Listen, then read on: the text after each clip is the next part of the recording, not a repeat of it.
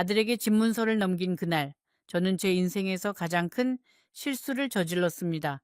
그리고 정확히 6달 뒤, 저는 제가 40년 넘게 살았던 그 집 대문 앞에 낡은 이불 보따리 하나를 끌어안고 주저앉아 있었습니다. 차가운 시멘트 바닥이 얇은 치마를 뚫고 올라와 제 늙은 뼈를 하나씩 깨물던 그 감촉을 저는 아직도 잊지 못합니다. 그날 밤 가로등 불빛 아래에서 저는 처음으로 엄마라는 이름이 얼마나 허망한 것인지 깨달았습니다. 사람들이 지나가면서 저를 힐끔거렸습니다. 어떤 이는 혀를 찾고 어떤 이는 못 본 척 고개를 돌렸습니다. 그 순간 저는 이 세상에서 가장 투명한 사람이 된 기분이었습니다. 분명히 거기 있는데 아무도 저를 보지 않았습니다. 제 이름은 김순자, 올해로 72입니다. 저에게는 아들이 하나, 며느리가 하나, 그리고 이제 막 초등학교에 들어간 손녀가 하나 있었습니다. 가족이란 그 세 글자가 제 인생의 전부였습니다. 남편을 일찍 떠나보내고 혼자서 아들 하나 보고 살아온 세월이었으니까요. 잠시 후 여러분께 한 어미가 어떻게 자기 손으로 지은 둥지에서 쫓겨나게 되었는지, 그 6달 동안 무슨 일이 있었는지 낱낱이 들려드리려 합니다. 혹시 여러분 주변에도 자식에게 모든 것을 내어주고 후회하시는 분이 계신가요? 아니면 지금 그런 결정을 앞두고 망설이고 계신가요? 댓글로 여러분의 이야기를 들려주세요. 제 이야기가 끝날 즈음이면 아마 여러분도 무언가 하고 싶은 말이 생기실 겁니다. 그리고 이런 이야기를 계속 듣고 싶으시다면 지금 구독 버튼을 눌러주세요. 이 늙은 할미가 여러분께 들려드릴 이야기가 아직 많이 남아 있답니다. 제가 그 집으로 시집을 온 것이 31살 때였습니다. 당시에는 노처녀 소리를 들을 나이였지요. 남편은 과묵한 사람이었지만 성실했고, 시부모님은 엄하셨지만 속은 따뜻한 분들이셨습니다. 저는 그 집 마당에 감나무 한 그루를 심었습니다. 시아버님께서 그 손수 묘목을 사다 주시면서 그러셨지요. 순자야, 이 나무가 열매를 맺으면 이 집 식구가 늘어날 거다. 정말 그 해 가을 저는 첫 아이를 가졌습니다. 아들의 이름은 민재라고 지었습니다. 백성민재, 제주제자. 백성들에게 쓸모있는 사람이 되라는 뜻이었습니다. 남편이 밤새 장명소를 드나들며 고른 이름이었지요. 민재는 어릴 때부터 유난히만 영리했습니다. 동네 어르신들이 모두 입을 모아 칭찬하셨습니다. 저 아이는 크게 될 거라고, 어미 고생을 안 시킬 거라고요. 민재가 중학교에 들어가던 해 남편이 쓰러졌습니다. 공사장에서 일을 하다가 허리를 크게 다치고 나서 시름시름 앓다가 결국 저 세상으로 떠나고 말았습니다. 민재는 그때 14살이었습니다. 아버지 영정 앞에서 울지도 않고 입술만 꽉 깨물던 그 아이의 얼굴을 저는 지금도 생생하게 기억합니다. 남편의 장례를 치르고 집으로 돌아온 그날 밤, 저는 부엌 구석에 쪼그리고 앉아 한참을 울었습니다. 민재가 들을까봐 수건을 입에 틀어막고 울었습니다. 39, 그 나이에 저는 이미 세상이 끝난 것 같았습니다. 하지만 울음이 다 끝날 때쯤 저는 결심했습니다. 내가 울어서는 안 된다. 이 아이를 보고 내가 다시 일어서야 한다. 그 결심 하나로 저는 다음 날 아침 새벽에 일어나 부엌에 섰습니다. 남편이 남긴 것은 아무것도 없었습니다. 정확히 말하면 아무것도 남기지 못했습니다. 갑작스러운 사고였고 보험 하나 제대로 들어둔 것이 없었거든요. 시댁에서 약간의 도움을 받기는 했지만 그것도 잠깐뿐이었습니다. 시부모님도 이미 연로하셔서 당신들 앞가림도 힘드신 형편이었습니다. 저는 결국 혼자였습니다. 어린 아들 하나를 끌어안고 이 세상에 혼자 남겨진 여자였습니다. 그래서 식당 일을 시작한 것입니다. 동네의 한 설렁탕집이었는데 주인 아주머니가 제 사정을 딱하게 여겨서 받아주셨습니다. 처음에는 설거지부터 시작했습니다. 하루에 수백 개의 뚝배기를 닦았습니다. 뜨거운 물에 손을 계속 담그니 손등이 갈라지고 피가 났습니다. 그래도 저는 쉬지 않았습니다. 쉬면 민재가 굶을 테니까요. 저녁에 집에 돌아가면 민재는 혼자서 라면을 끓여 먹고 있었습니다. 그 모습을 볼 때마다 제 가슴은 찢어졌지만 저는 애써 밝은 얼굴로 말했습니다. 민재야, 엄마 왔다. 배고프지? 엄마가 맛있는 거 해줄게. 그렇게 1년이 지나고 2년이 지났습니다. 저는 설거지에서 주방 보조로 승진했고 주방 보조에서 참모로 승진했습니다. 월급도 조금씩 올랐습니다. 저는 그 돈을 한 푼도 허투루 쓰지 않았습니다. 민재의 교복값, 참고서값, 학원비, 그 아이에게 들어가는 돈이라면 저는 아까운 줄을 몰랐습니다. 대신 저는 여름에는 부채질로 땀을 식혔고, 겨울에는 두꺼운 옷 한 벌로 버텼습니다. 그때 저는 맹세했습니다. 이 아이만큼은 남부럽지 않게 키우겠다고. 아버지 없는 자식 소리는 절대로 듣지 않게 하겠다고요. 민재는 고등학교에 올라가서 반장을 했습니다. 선생님들께서 민재를 칭찬하시는 전화가 가끔 왔습니다. 저는 그 전화를 받을 때마다 식당 주방 구석에서 몰래 눈물을 훔쳤습니다. 앞치마로 눈가를 닦으면서 속으로는 남편에게 말했습니다. 여보, 들리세요? 우리 민재가 이렇게 잘 크고 있어요. 당신이 없어도 우리 민재는 훌륭하게 자라고 있어요. 그 자부심 하나로 저는 10년 넘는 세월을 버텼습니다. 수능 시험 전날 저는 민재를 위해 찹쌀떡을 사왔습니다. 식당 일을 마치고 오느라 늦은 밤이었지요. 민재는 이미 방에서 잠이 들어 있었습니다. 저는 민재의 책상 위에 찹쌀떡을 놓아두고 잠든 아이의 이마에 손을 얹었습니다. 땀에 젖어 있었습니다. 얼마나 공부를 열심히 했으면 잠든 지금도 이마에 땀이 맺혀 있을까. 저는 그날 밤 잠을 이루지 못했습니다. 거실에 앉아 밤새 기도를 드렸습니다. 제 아들이 내일 시험에서 좋은 결과를 얻게 해달라고요. 민재는 결국 서울에 있는 좋은 대학에 합격했습니다. 합격 통지서가 오던 날, 저는 식당 주방 구석에서 숨죽여 울었습니다. 합격 통지서를 들고 온 민재를 끌어안고, 이제 됐다고, 엄마 이제 다 됐다고 중얼거렸습니다. 그 순간만큼은 지난 10여 년의 고생이 다 보상받는 느낌이었습니다. 입학식 날, 저는 민재를 따라 서울까지 올라갔습니다. 처음 가보는 서울이었습니다. 대학 캠퍼스에 들어서는 순간 저는 입이 딱 벌어졌습니다. 이렇게 넓고 아름다운 곳에서 제 아들이 공부를 하게 된다니. 저는 민재의 손을 꼭 잡고 걸었습니다. 촌스러운 옷차림의 시골 아줌마처럼 보이는 제 모습이 민재에게 창피하지 않을까 걱정도 되었지만 민재는 저를 부끄러워하지 않았습니다. 오히려 다른 학부모들 앞에서도 당당하게 저를 우리 엄마라고 소개해 주었습니다. 그때 저는 생각했습니다. 내 아들은 다르다. 내 아들은 절대로 이 어미를 실망시키지 않을 것이다. 민재는 대학에 다니는 동안 아르바이트를 하면서 용돈을 스스로 벌었습니다. 그리고 여름방학이나 명절 때면 꼭 집에 내려와서 저와 함께 시간을 보냈습니다. 저는 민재가 내려오는 날이면 며칠 전부터 장을 봐두었습니다. 민재가 좋아하는 된장찌개, 갈비찜, 잡채, 식당에서 일하면서 배운 요리 실력을 총동원해서 상을 차렸습니다. 민재는 제가 차려준 밥을 먹으면서 늘 이렇게 말했습니다. 엄마, 역시 엄마 밥이 제일 맛있어. 그 한마디에 저는 1년 동안의 피로가 싹 풀리는 것 같았습니다. 민재는 대학을 졸업하고 꽤 괜찮은 회사에 취직했습니다.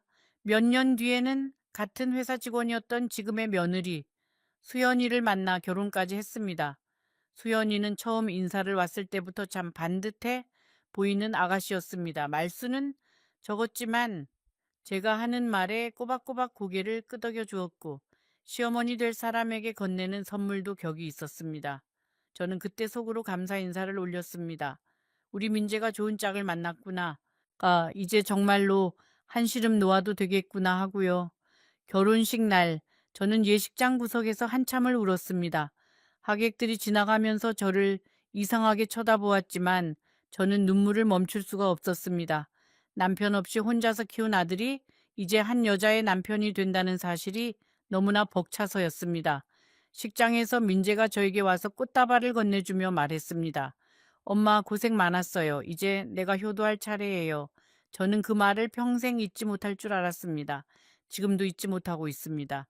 그런데 그 말이 이제는 가장 아픈 기억이 되어버렸습니다. 결혼식이 끝나고 두 사람은 서울의 작은 전셋집을 얻어 신혼살림을 시작했습니다. 저는 다시 제 집으로 돌아와 감나무가 있는 그 마당을 쓸며 혼자의 시간을 보냈습니다. 외롭지 않다면 거짓말이겠지요. 하지만 아들이 잘 살고 있다는 사실 하나만으로 저는 충분히 행복했습니다. 그때까지만 해도 말입니다. 손녀 지우가 태어난 것은 그로부터 2년 뒤였습니다. 저는 태어난 아이를 보자마자 눈물을 쏟았습니다. 어쩌면은 이렇게도 민재 어릴 적 얼굴을 쏙 빼닮았는지 저는 지우를 품에 안고 한참을 울었습니다. 수연이가 옆에서 가만히 제 어깨를 쓸어 주었지요. 그 손길이 얼마나 따뜻했는지 모릅니다. 지우가 돌을 지나고 두 돌을 지나고 3살이 되던 해였습니다. 어느 날 민재에게서 전화가 왔습니다. 목소리가 평소와 달리 무겁더군요. 어머니, 드릴 말씀이 있어요. 민재는 형 회사에서 큰 프로젝트를 맡게 되었다고 했습니다. 그런데 그 일을 제대로 하려면 아무래도 좀 더 넓고 조용한 집이 필요하다고 했습니다. 지금 살고 있는 전셋집은 너무 비좁고 지우가 커가는 것도 봐야 하고 또 수연이도 다시 일을 시작하려면 따로 작업 공간이 필요하다고요. 저는 조심스럽게 물었습니다. 그럼 집을 사려고 하는 거니? 민재는 잠시 머뭇거리다가 말했습니다. 어머니, 사실은 어머니가 살고 계신 그 집을 저희 이름으로 좀 돌려놓으면 어떨까 해서요. 저는 수화기를 쥔 손에 힘이 들어갔습니다. 하지만 곧 스스로를 달랬습니다. 내 아들이 아무렴 어미를 길바닥에 나앉게 하겠느냐고요. 민재의 설명은 이랬습니다. 은행에서 대출을 받으려면 담보가 필요한데 지금 제 명의로 되어 있는 그 집을 자기 명의로 해두면 훨씬 수월하게 일을 진행할 수 있다는 것이었습니다. 물론 저는 계속 그 집에서 살면 된다고 했습니다. 아무것도 달라지는 것은 없다고 했습니다. 단지 서류상의 문제일 뿐이라고요. 저는 며칠을 고민했습니다. 잠도 제대로 이루지 못했습니다. 밤마다 감나무 아래에 쪼그리고 앉아서 돌아가신 남편에게 묻고 또 물었습니다. 여보, 이 집을 내놓아도 될까요? 내 아들을 믿어도 될까요? 하지만 답해주는 사람은 아무도 없었습니다. 바람에 감잎이 흔들리는 소리만 제 마음을 더 복잡하게 만들 뿐이었지요. 그 며칠 동안 저는 식사도 제대로 하지 못했습니다. 경로당에 가서 친구분들에게 넌지시 이야기를 꺼내 보기도 했습니다. 자식에게 집을 넘기는 것에 대해서 어떻게 생각하는지 여쭤보았지요. 네, 그랬더니 한 분이 이렇게 말씀하셨습니다. 순자, 절대로 안 돼. 내 사촌 언니가 그랬다가 결국 양로원에서 쓸쓸하게 지내고 있어. 자식이라도 믿으면 안 돼. 또 다른 분은 이렇게 말씀하셨습니다. 순자, 요즘 세상은 옛날하고 달라. 자식이 아무리 착해도 며느리가 한 번 마음 먹으면 아무 소용없어. 절대로 집을 넘기지 마. 하지만 저는 그 말씀들을 귀담아 듣지 않았습니다. 우리 민재는 다르다. 우리 수연이는 다르다. 그 오만한 확신이 저를 그 구렁텅이로 밀어 넣었습니다. 결국 저는 결정을 내렸습니다. 그래, 내 아들이 잘 된다는데 이 어미가 무슨 미련을 두겠느냐, 집이 무슨 대수냐. 내 목숨을 바쳐서라도 그 아이를 살린 게 나인데 이 집 한 채가 아까울 게 뭐가 있겠느냐. 저는 다음 날 아침 민재에게 전화를 걸어 말했습니다. 그래, 그렇게 하자. 엄마는 네가 잘 되는 게 제일 중요하다. 서류를 넘기던 그날 공증사무소에서 저는 펜을 쥔 손이 가늘게 떨리는 것을 느꼈습니다. 민재는 제 옆에서 계속 괜찮다고 고맙다고 말했습니다. 수연이도 제 손을 꼭 잡아주었습니다. 저는 그 두 사람의 눈을 번갈아 보면서 제 인생에서 가장 큰 결정에 서명을 했습니다. 그때 저는 몰랐습니다. 그 종이 한 장이 제 모든 것을 집어삼키게 될 줄은 말입니다. 집이 민재 명의로 바뀌고 나서 처음 한 달은 아무 일도 없었습니다. 민재는 주말마다 전화를 했고 수연이도 가끔 지우를 데리고 내려왔습니다. 저는 마루를 닦고 장을 봐두고 손녀가 좋아하는 호박죽을 끓여놓고 기다렸습니다. 그 짧은 주말이 얼마나 행복했는지 모릅니다. 지우를 무릎에 앉히고 옛날 이야기를 들려주면서 저는 남편에게 속으로 말했습니다. 여보, 보세요. 우리 아들이 얼마나 잘 컸는지, 우리 손녀가 얼마나 예쁜지. 그 첫 달에는 오히려 모든 것이 예전보다 더 좋아진 것처럼 보였습니다. 민재는 저에게 핸드폰을 새로 사주었습니다. 예전 것이 너무 낡았다면서요. 수현이는 저에게 겨울 코트를 한 벌 보내주었습니다. 동네 어르신들께 자랑할 만한 고급 코트였지요. 저는 그 코트를 입고 경로당에 나가서 친구분들께 자랑했습니다. 우리 며느리가 사줬어요. 우리 며느리가 얼마나 착한지 몰라요. 그때 친구 한 분이 저에게 이렇게 말씀하셨습니다. 순자 언니, 복도 많으시네요. 그런데 언니, 집은 절대로 넘기면 안 돼요. 절대로요. 저는 그 말에 웃으면서 대답했습니다. 아이고, 내 아들이 그럴 애가 아니에요. 그 친구분의 얼굴이 지금도 생생하게 기억납니다. 아무 말 없이 저를 안타깝게 바라보시던 그 표정이요. 그런데 2달째 되던 어느 날부터 민재의 전화가 뜸해지기 시작했습니다. 처음에는 바쁜가 보다 했습니다. 프로젝트 때문에 고생하는구나 싶었습니다. 그런데 3주가 지나고 한 달이 지나도 전화 한 통이 없었습니다. 제가 먼저 걸면 민재는 네, 어머니, 나중에 다시 걸게요. 하고는 바로 끊어버렸습니다. 저는 괜한 의심이 들기 시작했습니다. 하지만 그때마다 고개를 저었습니다. 아니다, 내 아들이 그럴 리 없다고요. 그 시기에 저는 이상한 예감에 시달렸습니다.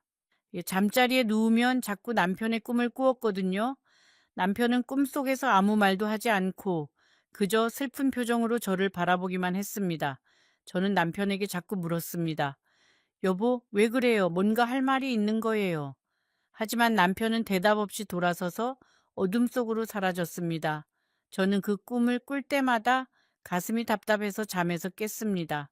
한밤중에 일어나 부엌에서 물을 한 잔 마시면서 저는 괜히 불안한 마음을 달래려고 애썼습니다. 하지만 그 예감은 결국 틀리지 않았습니다. 3달째 되던 주말 드디어 민재가 집에 내려왔습니다. 그런데 혼자였습니다. 수연이도 지우도 없이 혼자서 차를 몰고 내려왔습니다. 저는 반갑기도 하고 한편으로는 불안하기도 했습니다. 민재는 마루에 걸터 앉아 저를 한참 동안 바라보기만 했습니다. 그 눈빛이 왠지 낯설었습니다. 제가 알던 민재의 눈이 아니었습니다. 어머니, 민재가 입을 열었습니다. 드릴 말씀이 있어요. 저는 가슴이 철렁 내려앉는 것을 느꼈습니다. 저번에 집문서 얘기를 꺼내기 전에도 민재는 꼭 저런 말투로 시작했거든요. 민재는 회사에서 문제가 생겼다고 했습니다. 그 프로젝트가 엎어졌고 투자받은 돈을 돌려줘야 할 상황이 되었다고 했습니다. 그런데 수중에 그만한 돈이 없다고 했습니다. 그래서 어쩔 수 없이 이 집을 담보로 대출을 받았고 지금 그 대출 이자를 감당하기도 벅차다는 것이었습니다. 저는 그 말을 듣는 순간 머리가 하얘졌습니다. 언제부터니? 언제부터 그 일이 있었던 거니? 제가 물었습니다.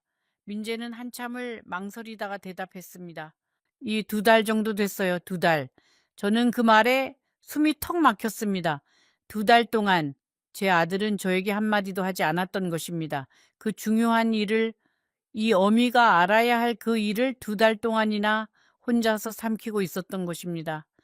그게 더 서러웠습니다. 집을 팔게 되었다는 사실보다도 제 아들이 저를 그렇게까지 멀리했다는 사실이 더 서러웠습니다. 왜 나한테 말을 안 했니? 왜 혼자서 끙끙 앓았니? 제 목소리는 떨리고 있었습니다. 민재는 고개를 숙인 채 말했습니다. 어머니한테 걱정 끼치고 싶지 않았어요. 저는 그 말에 쓴웃음이 나왔습니다. 걱정을 끼치고 싶지 않았다고요. 그래서 저를 길바닥에 나앉게 할 결정을 저와 상의도 하지 않고 혼자서 내렸다고요. 그때부터였습니다. 제가 민재를 다르게 보기 시작한 것은요. 이 아이는 이제 제 아들이 아니라 저를 무시하는 어른이 되어 버렸다는 것을 느끼기 시작한 것이요. 그래서 어떻게 하자는 거냐? 제가 떨리는 목소리로 물었습니다. 민재는 고개를 숙였습니다. 그리고는 아주 작은 목소리로 말했습니다. 어머니, 이 집을 팔아야 할 것 같아요. 저는 한동안 아무 말도 할 수 없었습니다. 마당의 감나무가, 남편이 심은 그 감나무가 창밖에서 저를 바라보고 있었습니다. 그럼 나는 어디로 가냐? 제 목소리는 떨리고 있었습니다. 민재는 여전히 고개를 들지 못했습니다. 어머니 죄송해요. 저희 집도 지금 상황이 좋지 않아서요. 수연이가 어머니를 모실 여력이 안 된대요. 그래서 뒤에 이어진 말은 저를 무너뜨렸습니다. 요양원 같은데 알아봐 드릴게요. 요양원. 그 세 글자가 제 가슴에 비수처럼 꽂혔습니다. 저는 한 번도, 정말 단 한 번도 제가 요양원에 들어갈 거라고 생각해 본 적이 없었습니다. 저에게는 아들이 있으니까요. 제가 평생을 바쳐 키운 아들이 있으니까요. 잠시 후 여러분께 제가 그 요양원에도 가지 못하고 왜 길바닥에 앉게 되었는지 말씀드리겠습니다. 이 이야기를 들으면서 혹시 가슴이 답답해지시는 분이 계실 겁니다. 혹시 여러분도 비슷한 일을 겪으셨거나 주변에 비슷한 일을 겪은 분이 있다면 댓글로 알려주세요. 이 늙은 할미가 여러분의 이야기를 읽으면서 힘을 얻고 싶습니다. 저는 그날 밤 한숨도 자지 못했습니다. 마루에 앉아서 마당을 바라보았습니다. 달빛 아래 감나무가 유난히 쓸쓸해 보였습니다. 40년이 넘는 시간이 이 집에 고스란히 배어 있었습니다. 남편과 함께 담근 된장독, 시어머니께서 쓰시던 재봉틀, 민재가 어릴 적 키를 쟀던 기둥의 연필 자국. 이 모든 것이 이제 제 것이 아니라고 생각하니 숨이 쉬어지지 않았습니다. 다음 날 아침 민재는 서울로 돌아갔습니다. 돌아가기 전에 저에게 봉투 하나를 내밀었습니다. 그 안에는 얼마 안 되는 현금과 어느 요양원의 주소가 적힌 종이가 들어 있었습니다. 어머니, 제가 다음 주까지는 어떻게든 정리해 볼게요. 그때까지만 기다려 주세요. 저는 고개를 끄덕였습니다. 더 이상 할 말이 없었습니다. 그 다음 주 민재는 오지 않았습니다. 대신 낯선 사람들이 왔습니다. 양복을 입은 남자 둘이서 집을 둘러보기 시작했습니다. 부동산에서 나왔다고 했습니다. 매매 절차가 이미 상당 부분 진행되었다고 했습니다. 저는 그제야 깨달았습니다. 민재는 저와 상의도 하지 않고 이미 모든 것을 진행하고 있었던 것입니다. 제 명의가 아니니 상의할 필요조차 없었던 것이겠지요. 저는 민재에게 전화를 걸었습니다. 수십 번을 걸었습니다. 하지만 전화는 받지 않았습니다. 수연이에게도 걸어보았습니다. 수연이의 전화도 마찬가지였습니다. 저는 미친 사람처럼 동네 이장님 댁으로 달려갔습니다. 이장님은 저를 앉히시고 물 한 잔을 떠주셨습니다. 제 이야기를 다 듣고 나서 이장님은 한참 동안 한숨만 쉬셨습니다. 순자 어머니, 이건 경찰에 신고해도 소용없어요. 법적으로는 아들이 다 맞거든요. 저는 그 말에 다리가 풀려 주저앉았습니다. 이장님 댁에서 돌아오는 길에 저는 한참을 멍하니 서 있었습니다. 길 한복판에서요. 지나가던 차들이 경적을 울렸지만 저는 움직일 수가 없었습니다. 머릿속이 하얗게 텅 비어 있었거든요. 법적으로는 아들이 다 맞다. 그 말이 계속 제 귓가에 맴돌았습니다. 법이라는 것이 이렇게 잔인할 수 있구나.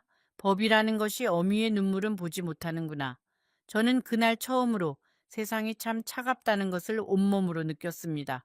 어릴 적 어머니께서 저에게 해주시던 말씀이 떠올랐습니다. 순자야, 세상은 따뜻한 곳이란다. 네가 따뜻하면 세상도 너에게 따뜻하단다. 어머니, 그 말씀은 틀렸어요. 저는 평생을 따뜻하게 살았는데 세상은 저에게 이렇게 차갑네요. 동네 사람들이 하나둘씩 저를 찾아왔습니다. 어떤 분은 저에게 쌀 한 포대를 가져다 주셨고 어떤 분은 김치를 한 통 담아다 주셨습니다. 모두들 안타까워해 하셨지만 누구도 저를 선뜻 거두어 주지는 못했습니다. 그분들도 각자의 삶이 있고 각자의 자식들이 있으니까요. 저는 그분들을 원망할 수 없었습니다. 다만 제 아들을 원망할 수밖에 없었지요. 특히 옆집 할머니가 저를 많이 걱정해 주셨습니다. 그분은 저와 30년 넘게 이웃으로 지낸 분이셨습니다. 하루는 저를 당신 집으로 부르셔서 뜨거운 국밥 한 그릇을 내어주시면서 이렇게 말씀하셨습니다. 순자 언니, 이 세상에는 말이야, 자식이 부모를 버리는 일이 옛날부터 있었어. 우리 친정 어머니도 그랬고 내 친구 어머니도 그랬어. 그런데 그럴 때마다 나는 생각했어. 저희 엄마들은 왜 자기 밥그릇을 안 챙겼을까? 그런데 내가 지금 언니를 보니까 그게 엄마들 잘못이 아니었네. 자식이 그렇게 만드는 거였어. 저는 그 할머니의 손을 잡고 한참을 울었습니다. 그분의 말씀이 제 가슴을 정확히 찌른 것입니다. 저는 평생 제 밥그릇을 챙기지 않았습니다. 늘 민재의 밥그릇만 챙겼지요. 그 결과가 지금 이 꼴이었습니다. 그 한 달 동안 저는 거의 먹지 못했습니다. 체중이 10kg 넘게 빠졌습니다. 거울을 보면 제가 아닌 다른 사람이 저를 쳐다보고 있는 것 같았습니다. 얼굴은 헬쑥해지고 머리는 더 하얗게 새었습니다. 이른이라는 나이가 그때 처음으로 무겁게 느껴졌습니다. 젊었을 때는 무엇이든 참아낼 수 있었지만 이제는 슬픔 하나에도 이렇게 쉽게 무너질 수 있는 몸이 되어버린 것입니다. 밤이 되면 저는 감나무 아래에 앉아 있었습니다. 시아버님께서 심으신 그 감나무, 저희 가족의 모든 기쁨과 슬픔을 지켜보았던 그 나무. 저는 그 나무에게 속삭였습니다. 나무야, 너는 아니? 내가 지금 어떤 기분인지 네가 사람이었다면 너도 울었을 거다. 바람에 감나무 잎사귀가 흔들렸습니다. 마치 저에게 대답하는 것처럼요. 저는 그 소리에 이상한 위로를 받았습니다. 사람은 저를 버렸지만 이 나무는 저를 버리지 않을 테니까요. 집이 팔렸다는 연락이 온 것은 6달째 되던 어느 날이었습니다. 매수자가 바로 들어와야 한다고 다음 주까지 집을 비워달라고 했습니다. 저는 민재에게 다시 전화를 걸었습니다. 이번에는 받았습니다. 민재의 목소리는 차가웠습니다. 제가 알던 그 민재가 아니었습니다. 어머니 요양원 자리가 아직 안 났어요. 대기자가 많아서요. 그리고 사실대로 말씀드릴게요. 수연이가 어머니를 도저히 모실 수 없다고 해요. 저도 어쩔 수가 없어요. 저는 수화기를 꼭 쥐었습니다. 민재야, 그럼 이 어미는 어떻게 하냐? 잠시 침묵이 흘렀습니다. 그리고 민재가 한 말은 제 평생 잊을 수 없는 말이었습니다. 어머니, 저도 지금 너무 힘들어요. 제발 저 좀 그만 괴롭히세요. 전화가 끊어졌습니다. 저는 한참 동안 수화기를 귀에 댄 채로 서 있었습니다. 뚜뚜뚜 소리만이 텅 빈 마루에 울렸습니다. 제가 그 아이를 괴롭혔다고요. 이 어미가 그 아이를 괴롭혔다고요. 저는 그날 처음으로 남편이 일찍 떠난 것이 다행이라는 생각을 했습니다. 남편이 이 꼴을 보지 않아서 다행이라고요. 그 말 한마디가 제 가슴에 평생 지워지지 않을 상처로 남았습니다. 괴롭힌다는 그 말, 제가 밥 한 끼 걱정 없이 살게 해주려고 평생을 바친 그 아이가 이제 저를 괴로움이라고 부른다는 사실, 그것은 칼에 찔리는 것보다 더 아팠습니다. 저는 그날 밤 마루에 쪼그리고 앉아서 제 무릎을 끌어안고 오래도록 떨었습니다. 울음조차 나오지 않았습니다. 너무 큰 충격을 받으면 사람은 울지도 못한다는 것을 그때 알았습니다. 저는 그저 떨기만 했습니다. 어린아이처럼 버려진 강아지처럼요. 이삿짐을 쌀 것도 없었습니다. 제 옷가지 몇 벌, 남편 사진 한 장, 결혼 예물로 받았던 은가락지 한 쌍, 그것이 제가 가진 전부였습니다. 나머지 살림은 집과 함께 넘어간다고 했습니다. 저는 마지막으로 집안을 천천히 둘러보았습니다. 남편의 숨결이, 민재의 웃음소리가, 그리고 제 인생 전부가 이 벽 안에 갇혀 있었습니다. 감나무 아래에 잠시 앉았습니다. 손으로 나무 밑동을 쓸어 보았습니다. 거칠거칠한 그 감촉이 마치 시아버님의 손 같았습니다. 아버님, 제가 떠납니다. 이 집을 지키지 못해서 죄송합니다. 저는 감나무에 이마를 대고 한참을 울었습니다. 떠날 때가 된 것입니다. 대문을 나서며 저는 뒤를 돌아보지 않았습니다. 돌아보면 다리가 움직이지 않을 것 같았습니다. 저는 이불 보따리 하나와 작은 가방 하나를 들고 동네 버스 정류장까지 걸어갔습니다. 어디로 가야 할지도 모른 채로요. 그때 저는 정말로 이 세상에 갈 곳이 없는 사람이 되었다는 것을 실감했습니다. 버스를 타고 읍내로 나갔습니다. 읍내에는 사촌 동생이 한 명 살고 있었습니다. 저보다 5살 어린 동생이었지요. 염치 불구하고 찾아갔습니다. 동생은 저를 보자마자 놀라서 눈물을 흘렸습니다. 제 몰골이 말이 아니었으니까요. 동생은 저를 자기 집으로 데려갔습니다. 그리고 따뜻한 국밥 한 그릇을 내어주었습니다. 저는 그 국밥을 먹으면서 또 울었습니다. 사람의 온기라는 것이 그렇게 고마운 줄 그때 처음 알았습니다. 동생은 저를 며칠 재워주었습니다. 하지만 저는 오래 머물 수 없다는 것을 알고 있었습니다. 동생도 형편이 넉넉한 편이 아니었고 동생의 남편이 저를 불편해하는 눈치였거든요. 저는 일주일 만에 동생 집을 나왔습니다. 그리고 다시 갈 곳 없는 사람이 되었습니다. 그때부터가 제 인생에서 가장 어두운 시기였습니다. 저는 근처 공원 벤치에서 하룻밤을 보냈습니다. 그날 밤이 얼마나 추웠는지 이불을 꼭 끌어안고 덜덜 떨었습니다. 지나가는 사람들이 저를 이상하게 쳐다보았습니다. 어떤 젊은이는 제 앞에 동전 몇 개를 놓고 가기도 했습니다. 저는 그 동전을 보면서 생각했습니다. 아, 내가 이제 거지가 되었구나. 평생을 성실하게 살아온 제가 결국 이 나이에 거지 소리를 듣게 되었구나. 그 벤치에 누워 있으면서 저는 신기하게도 무섭지 않았습니다. 무서움보다는 허망함이 더 컸거든요. 제 인생이 이렇게 끝나는 건가? 제가 이 공원 벤치에서 조용히 사라지는 건가? 그런 생각이 자꾸 들었습니다. 차라리 그렇게 사라지는 것이 나을지도 모른다는 생각까지 들었습니다. 하지만 그럴 수는 없었습니다. 왜냐하면 저에게는 아직 지우가 있으니까요. 제 손녀 지우. 그 아이가 언젠가 커서 할머니를 찾을 때 저는 그 자리에 있어야 했습니다. 그 생각 하나가 저를 붙잡았습니다. 그날 밤 저는 벤치에 누워서 지우의 얼굴을 떠올리며 눈을 감았습니다. 지우야, 할머니가 조금만 더 버틸게. 너를 위해서라도 할머니가 조금만 더 버틸게. 다음 날 아침 저는 그 동전으로 빵 하나를 사 먹었습니다. 그리고 다시 발길 닿는 대로 걸었습니다. 어디로 가야 할지 무엇을 해야 할지 아무것도 알 수 없었습니다. 그저 걸을 수밖에 없었습니다. 다리가 아프면 앉고 배가 고프면 수돗물을 마시고 졸리면 다시 벤치에 누웠습니다. 그렇게 며칠이 흘렀습니다. 그 며칠 동안 저는 제 인생을 처음부터 끝까지 되짚어 보았습니다. 어릴 적 시골 마을에서 동생들을 돌보던 시절, 19살에 서울로 올라와 공장에서 일하던 시절, 31살에 중매로 남편을 만나 결혼하던 날, 민재를 낳던 그 새벽, 한 장면 한 장면이 마치 오래된 영화처럼 제 머릿속에서 재생되었습니다. 그 모든 장면 속에서 저는 늘 누군가를 위해 살고 있었습니다. 동생들을 위해, 부모님을 위해, 남편을 위해, 그리고 아들을 위해, 정작 저 자신을 위해 살았던 순간은 아무리 찾아봐도 단 한 번도 없었습니다. 벤치에 누워 밤하늘을 올려다보면서 저는 문득 이런 생각이 들었습니다. 내 인생이 왜 이렇게 흘러왔을까? 내가 뭘 그렇게 잘못했을까? 하지만 답은 떠오르지 않았습니다. 그저 별들만이 저를 내려다보고 있었습니다.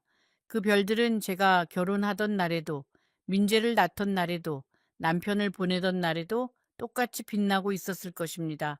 세상은 이렇게 변하는데 별들은 변하지 않는구나. 사람의 마음도 저 별들처럼 변하지 않을 수 있다면 얼마나 좋을까. 그런 실없는 생각을 하다가 저는 또 잠이 들었습니다. 며칠째였을까요? 저는 어느 시장 골목에 앉아 있었습니다. 지나가는 사람들을 멍하니 쳐다보고 있었습니다. 그때 한 중년 여성이 제 앞에 멈춰 섰습니다. 저와 비슷한 나이로 보이는 분이었습니다. 그분은 저를 한참 동안 바라보시더니 조심스럽게 물으셨습니다. 어르신 혹시 갈 곳이 없으세요? 저는 고개를 떨구었습니다. 부끄러움에 차마 얼굴을 들 수 없었습니다. 그분의 이름은 박 여사님이셨습니다. 시장에서 작은 반찬 가게를 하시는 분이셨지요. 박 여사님은 저를 일으켜 세우시더니 당신의 가게로 데려가셨습니다. 그리고 따뜻한 밥 한 그릇을 내어주셨습니다. 저는 그 밥을 먹으면서 제 이야기를 조금씩 털어놓았습니다. 박 여사님은 듣는 내내 한숨만 쉬셨습니다. 어르신, 세상에 그런 일이 다 있네요. 저도 아들이 있는데 가슴이 철렁하네요. 박 여사님도 저만큼이나 사연이 많은 분이셨습니다. 젊어서 남편을 잃고 아들 하나를 키우며 살아오신 것도, 지금 혼자서 가게를 꾸려가고 계신 것도 모두 저와 비슷했습니다. 다만 박 여사님의 아드님은 외국에 나가 있어서 1년에 한두 번 영상 통화를 하는 것이 전부라고 하셨습니다. 어르신, 저는요, 제 아들이 멀리 있는 게 서운할 때도 있지만 지금 어르신 이야기를 들으니 그것도 감사한 일이네요. 적어도 제 아들은 저를 내치지는 않았으니까요. 박 여사님은 그렇게 말하시면서 제 손을 잡아주셨습니다. 거칠지만 따뜻한 손이었습니다. 박 여사님은 저를 가게 뒤편에 있는 작은 방에서 지내게 해주셨습니다. 원래는 창고로 쓰던 곳이었는데 간이 침대 하나를 놓고 저를 들이신 것입니다. 대신 저는 새벽부터 가게 일을 도왔습니다. 나무를 다듬고 김치를 담그고 설거지를 하고 평생 식당 일을 해봤으니 손에 익은 일이었지요. 박 여사님은 저에게 용돈도 조금씩 쥐어주셨습니다. 저는 그 돈을 모아두었습니다. 언젠가 민재를, 아니 수연이를, 아니 그 누구도 아닌 저 자신을 위해 쓰려고요. 그 창고방에서 저는 매일 밤 조용히 울었습니다. 낮에는 박 여사님 앞에서 애써 웃었지만 밤이 되면 참을 수가 없었습니다. 제가 이 나이에 창고방에서 잠을 자게 될 줄은 정말로 꿈에도 몰랐거든요. 하지만 저는 그 울음 속에서도 감사했습니다. 창고라도 있는 것이, 이불이라도 있는 것이, 그리고 아침에 저를 깨워주는 박 여사님의 목소리가 있는 것이요. 세상에는 저보다 더 힘든 분들도 많다는 것을 저는 그 시장 골목에서 매일 보고 있었으니까요. 하루는 박 여사님의 가게 앞에 한 노인이 찾아왔습니다. 제 또래로 보이는 할아버지셨습니다. 누더기 옷을 입고 손에는 플라스틱 봉지 하나를 들고 계셨습니다. 예, 박 여사님은 그분께 반찬을 조금 담아서 드렸습니다. 그 할아버지는 연신 고개를 숙이며 감사하다고 말씀하셨습니다. 저는 그 모습을 보면서 생각했습니다. 저분도 누군가의 아버지였겠구나, 누군가의 남편이었겠구나. 그분이 돌아가신 뒤 저는 박 여사님께 여쭤보았습니다. 저분도 자식이 있으세요? 박 여사님은 한숨을 쉬시며 말씀하셨습니다. 있죠. 아들이 둘이나 있어요. 그런데 아무도 안 찾아와요. 저는 그 말에 가슴이 쿵 내려앉았습니다. 저도 저렇게 될 수 있었구나. 아니, 박 여사님이 저를 거두어 주지 않으셨다면 저도 저렇게 되었을 것입니다. 하루는 새벽에 나무를 다듬다가 문득 옛날 생각이 났습니다. 민재가 어렸을 때 제가 식당에서 일을 마치고 밤늦게 집에 돌아가면 민재는 늘 현관 앞에 쪼그려 앉아서 저를 기다리고 있었습니다. 엄마, 왜 이렇게 늦게 와? 하고 작은 입을 삐죽이면서요.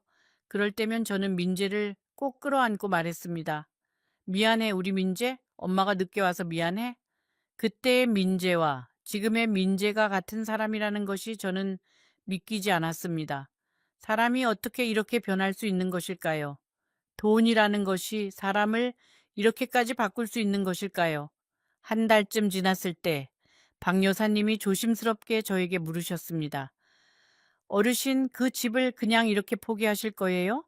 변호사 한번 만나보시는 게 어떠세요? 저는 고개를 저었습니다. 박 여사님, 이 늙은이가 무슨 변호사를 만나요? 돈도 없고 힘도 없는데요. 박 여사님은 저의 손을 꼭 잡으셨습니다. 어르신, 제가 아는 분 중에 무료로 상담해 주시는 변호사님이 계세요. 한번 가보세요. 손해 볼 것 없잖아요. 저는 며칠을 더 고민했습니다. 사실 민재를 법적으로 걸고 넘어진다는 것이 너무 괴로웠습니다.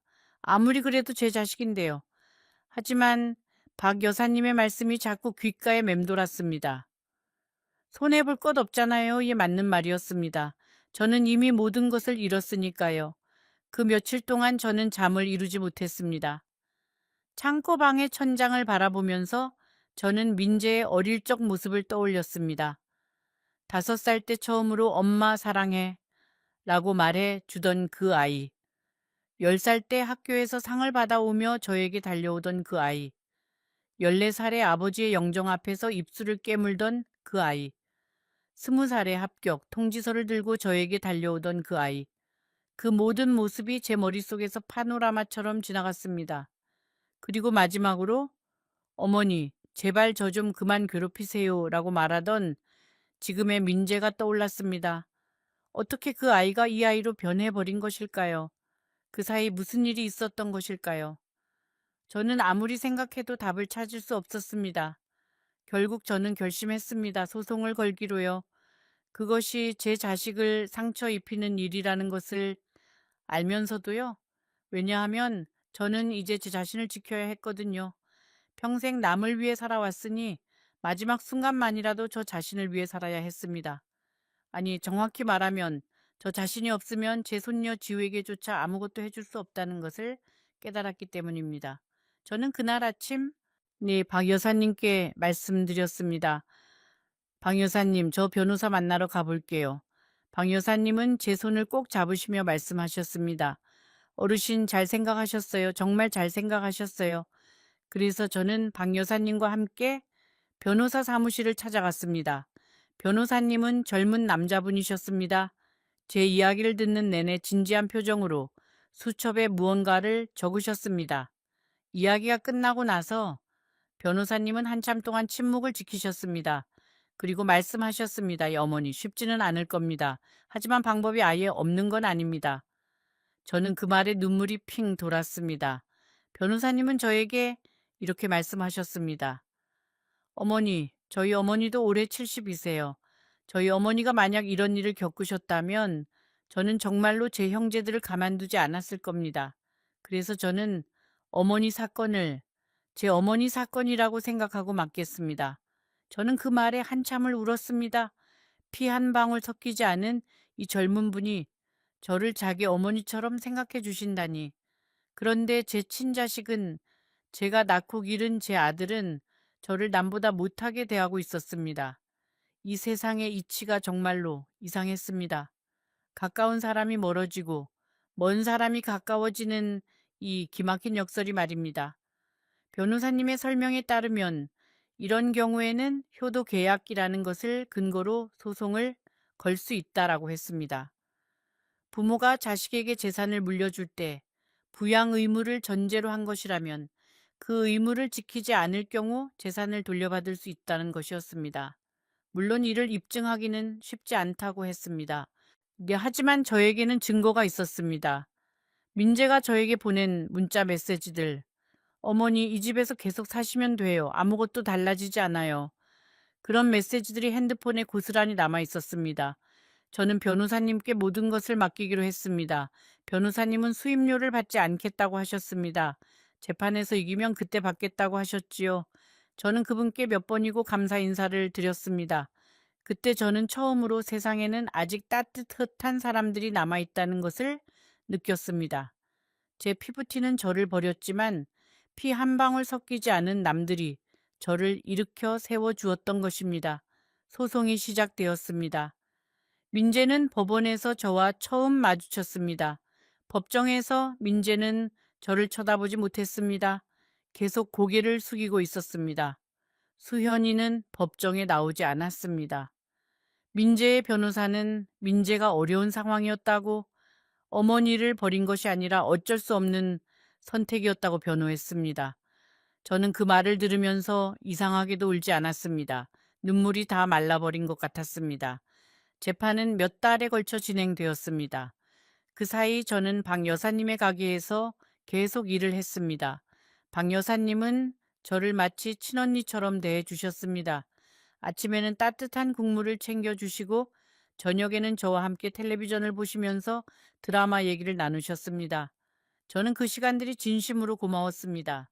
아들이 있어도 외로웠던 제 인생에 박 여사님은 진정한 가족 같은 분이셨습니다. 재판이 진행되는 동안 저는 여러 번 법정에 출석해야 했습니다. 그때마다 저는 박 여사님이 빌려주신 깨끗한 한복을 입고 갔습니다. 어르신, 법정에 갈 때는 당당하게 가셔야 해요. 기죽지 마세요. 박 여사님은 저에게 몇 번이나 당부하셨습니다. 저는 그 말을 마음속에 새기고 법정에 들어섰습니다. 법정에 들어설 때마다 저는 심장이 터질 것 같았습니다. 제 평생 법원이라는 곳에 와 본 적이 없었거든요. 더군다나 제 아들을 상대로 소송을 걸게 될 줄은 정말로 상상도 해본 적이 없는 일이었습니다. 한 번은 재판이 끝나고 법원 계단을 내려오는데 민재가 저를 쫓아왔습니다. 어머니, 잠깐만요. 저는 멈춰 섰습니다. 그리고 민재를 바라보았습니다. 민재의 얼굴은 많이 수척해져 있었습니다. 그 잘생겼던 얼굴에 주름이 늘어 있었고 눈 밑에는 검은 그림자가 드리워져 있었습니다. 어머니, 제발 이 소송을 취하해 주세요. 저도 정말 힘들어요.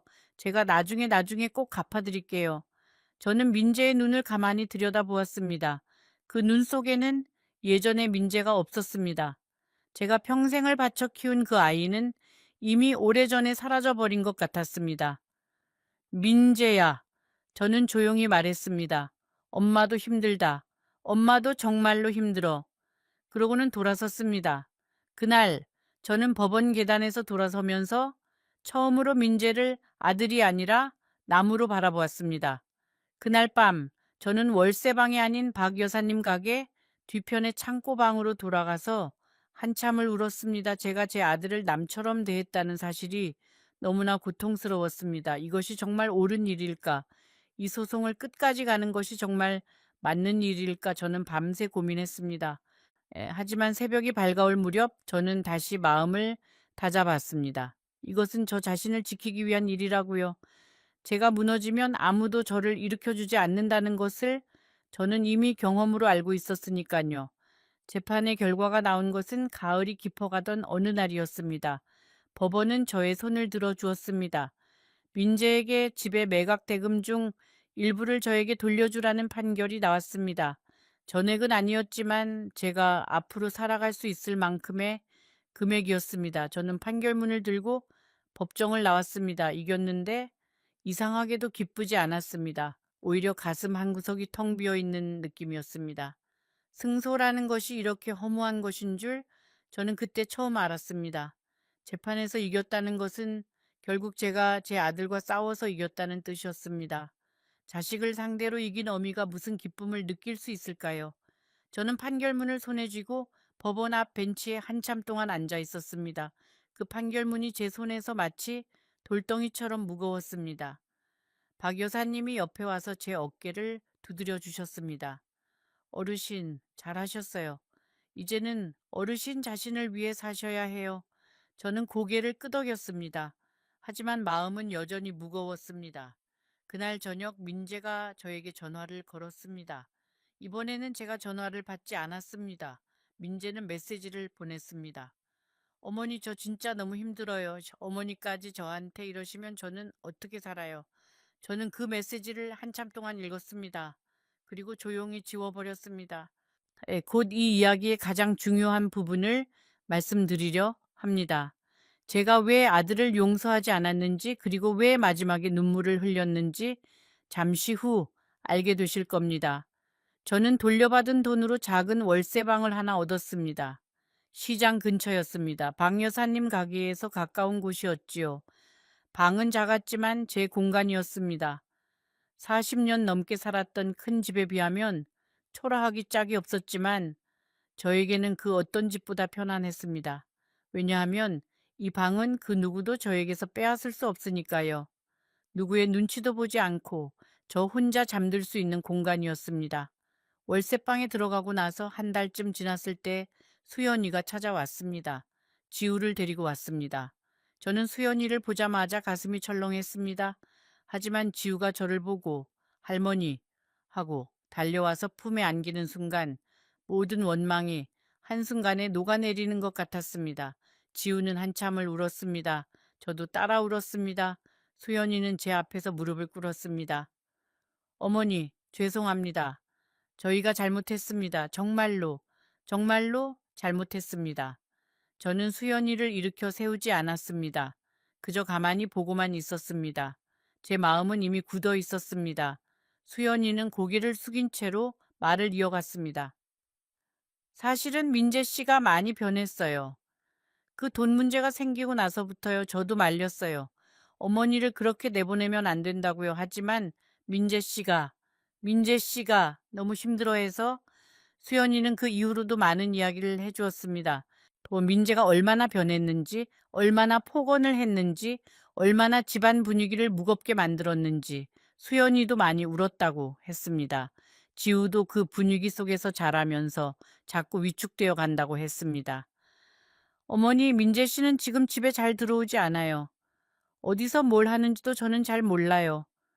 그 돈 문제 이후로 우리 집은 집이 아니에요. 저는 수연이의 이야기를 들으면서 민재에 대한 원망이 조금씩 다른 감정으로 바뀌는 것을 느꼈습니다.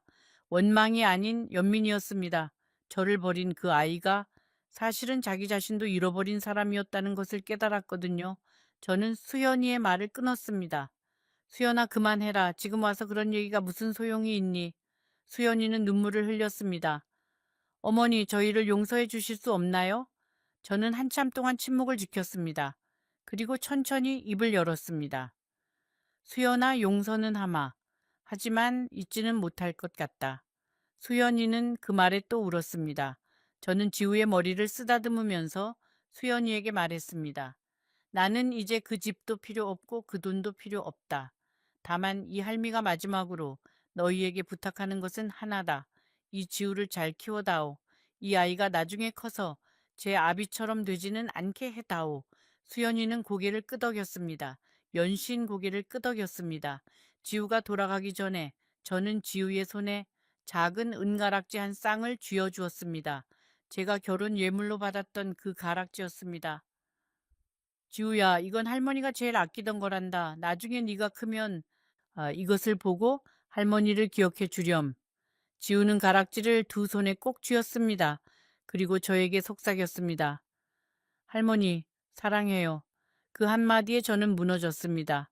지우는 저에게 매달리며 울었습니다. 할머니, 왜 우리랑 같이 안 살아? 할머니 보고 싶어? 저는 그 작은 몸을 꼭 끌어안고 한참을 아무 말도 못했습니다. 수연이도 옆에서 고개를 숙인 채 눈물을 흘리고 있었습니다. 지우야, 할머니는 여기가 편해.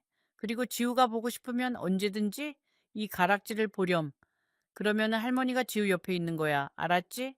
지우는 고개를 끄덕이며 손에 쥔 가락지를 꼭 쥐었습니다. 그 작은 손이 얼마나 귀하던지요. 저는 그 순간 지우의 손을 통해서 제 인생이 아직 완전히 끝나지 않았다는 것을 느꼈습니다. 수연이와 지우가 돌아간 뒤 저는 월세방 구석에 앉아서 오래도록 울었습니다. 왜 이 마지막 순간에 울었는지 저도 잘 모르겠습니다. 미움이 가서였는지, 사랑이 남아서였는지, 아니면 이 모든 것이 너무나 허망해서였는지, 아마 그 모든 감정이 뒤섞여 있었을 겁니다. 저는 그날 제 인생의 한 장이 정말로 끝났다는 것을 실감했습니다. 민재는 그 뒤로 저에게 연락하지 않았습니다. 저도 민재에게 연락하지 않았습니다. 가끔 수연이가 지우의 사진을 문자로 보내주었습니다. 저는 그 사진들을 핸드폰에 모아두었습니다. 지우가 크는 모습을 제가 직접 보지는 못하지만 사진으로나마 지켜볼 수 있다는 것만으로도 감사했습니다. 그것이 저에게 남은 유일한 가족의 흔적이었습니다. 수연이에게서 가끔 소식이 들려왔습니다. 민재는 새로운 일을 시작했다고 합니다. 예전만큼 잘 풀리지는 않지만 그래도 다시 일어서려고 애쓰고 있다고요. 수연이는 저에게 이렇게 물었습니다. 어머니, 혹시 민재 씨가 나중에 찾아뵙고 싶다고 하면 만나 주실 수 있으세요? 저는 한참을 고민하다가 대답했습니다. 수연아, 시간이 더 필요할 것 같다. 이 할미 마음이 아직 아물지 않았어. 수연이는 저의 답을 조용히 받아들였습니다. 서두르지 않겠다고 기다리겠다고 했습니다. 저는 수연이에게 참 고맙다고 말했습니다. 며느리가 사실은 저를 제일 많이 이해해주는 사람이었다는 것을 저는 이 모든 일이 끝나고 나서야 깨달았습니다. 1년이 지났습니다. 저는 여전히 박 여사님의 가게에서 일을 돕고 있습니다. 월세방에서 가게까지 걸어서 10분 거리입니다. 아침에 일어나면 창문을 열고 찬 공기를 들이마십니다. 그리고 생각합니다. 오늘 또 살아있구나. 살아있다는 것. 그것만으로도 이제는 감사할 일이라는 것을 저는 배웠습니다. 잃은 것이 너무 많아서 남은 것이 하나도 없다고 생각했는데 사실은 제 자신이 남아 있었습니다. 제 몸, 제 마음, 제 숨. 그것이 가장 소중한 것이었는데 저는 그것을 너무 늦게 깨달았습니다. 요즘 저는 가끔 경로당에 나갑니다. 그곳에는 저와 비슷한 사연을 가진 할머니들이 많이 계셨습니다. 어떤 분은 아들에게 재산을 다 뺏기고 혼자 사시는 분이었고, 어떤 분은 며느리와의 갈등으로 가족과 연락을 끊고 사시는 분이었습니다. 저는 그분들의 이야기를 들으면서 한편으로는 위로를 받았고, 한편으로는 가슴이 아팠습니다. 왜 이렇게 많은 어머니들이 똑같은 아픔을 겪고 있는 것일까요? 왜 우리 어머니들은 평생을 자식에게 바치고도 마지막에는 이렇게 외로워야 하는 것일까요? 그 질문에 저는 아직도 답을 찾지 못했습니다. 여러분, 저는 이 이야기를 통해서 여러분께 무엇을 말씀드리고 싶은 것일까요? 자식을 믿지 말라는 말은 아닙니다. 자식에게 아무것도 주지 말라는 말도 아닙니다. 다만 저는 이렇게 말씀드리고 싶습니다. 자식에게 모든 것을 주되 여러분 자신을 위한 작은 공간 하나는 반드시 남겨두십시오. 그것이 집이든 돈이든 마음이든 말입니다. 그 작은 공간이 있어야 여러분은 마지막에 무너지지 않을 수 있습니다. 저는 너무 많은 것을 주었습니다. 아니, 정확히 말하면 모든 것을 주었습니다. 제 젊음, 제 건강, 제 시간, 그리고 마지막에는 제 집까지도요. 저에게 남은 것은 아무것도 없었습니다. 그래서 민재가 저를 내쳤을 때 저는 정말로 아무것도 할 수 없었습니다.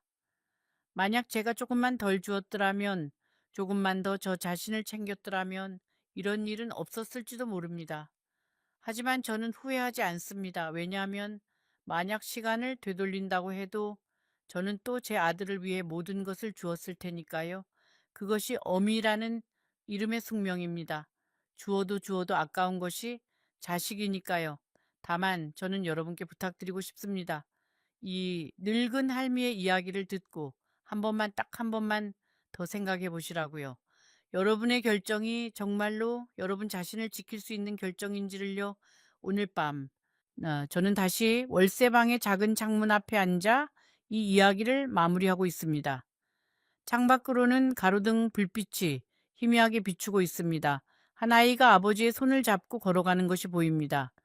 저는 그 모습을 한참 동안 바라봅니다. 그리고 저도 모르게 미소를 짓습니다. 사랑이란 결국 돌아오지 않을 수도 있다는 것을 저는 이제 알고 있습니다. 그래도 사랑한 것을 후회하지는 않습니다. 이 이야기가 여러분께 어떻게 다가왔는지 모르겠습니다. 누군가에게는 슬픈 이야기일 것이고, 누군가에게는 경고일 것이고, 또 누군가에게는 자신의 이야기처럼 느껴질지도 모릅니다. 어떤 감정이든 이 할미는 여러분의 마음에 무언가를 남기고 싶었습니다. 우리의 인생은 한 번뿐입니다. 그리고 그 한 번뿐인 인생에서 우리는 모두 누군가의 자식이고 누군가의 부모입니다. 그 관계 속에서 우리는 서로를 사랑하지만 때로는 서로에게 상처를 주기도 합니다. 부디 이 이야기를 들으신 여러분만큼은 저 같은 실수를 하지 않으시기를 바랍니다.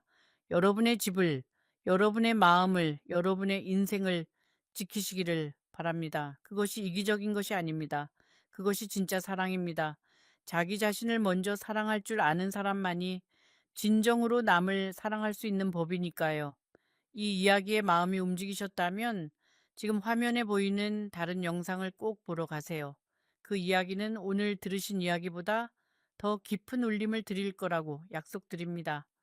이 늙은 할미가 여러분을 그곳에서 다시 기다리고 있겠습니다. 여러분 안녕하세요. 순자 할머니예요.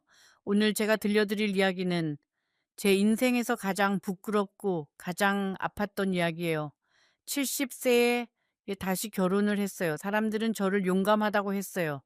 하지만 석 달 뒤 저는 새벽 5시에 현관문 앞에 가방 하나를 들고 서 있었어요. 신발도 제대로 못 신고 눈물도 다 마른 채로요. 그 남자는 저에게 이렇게 말했어요. 당신이 나갈 때가 됐어. 석 달 전만 해도 당신 덕분에 살 것 같다고 했던 사람이에요. 같은 입에서 나온 말이 어떻게 이렇게 달라질 수 있는지.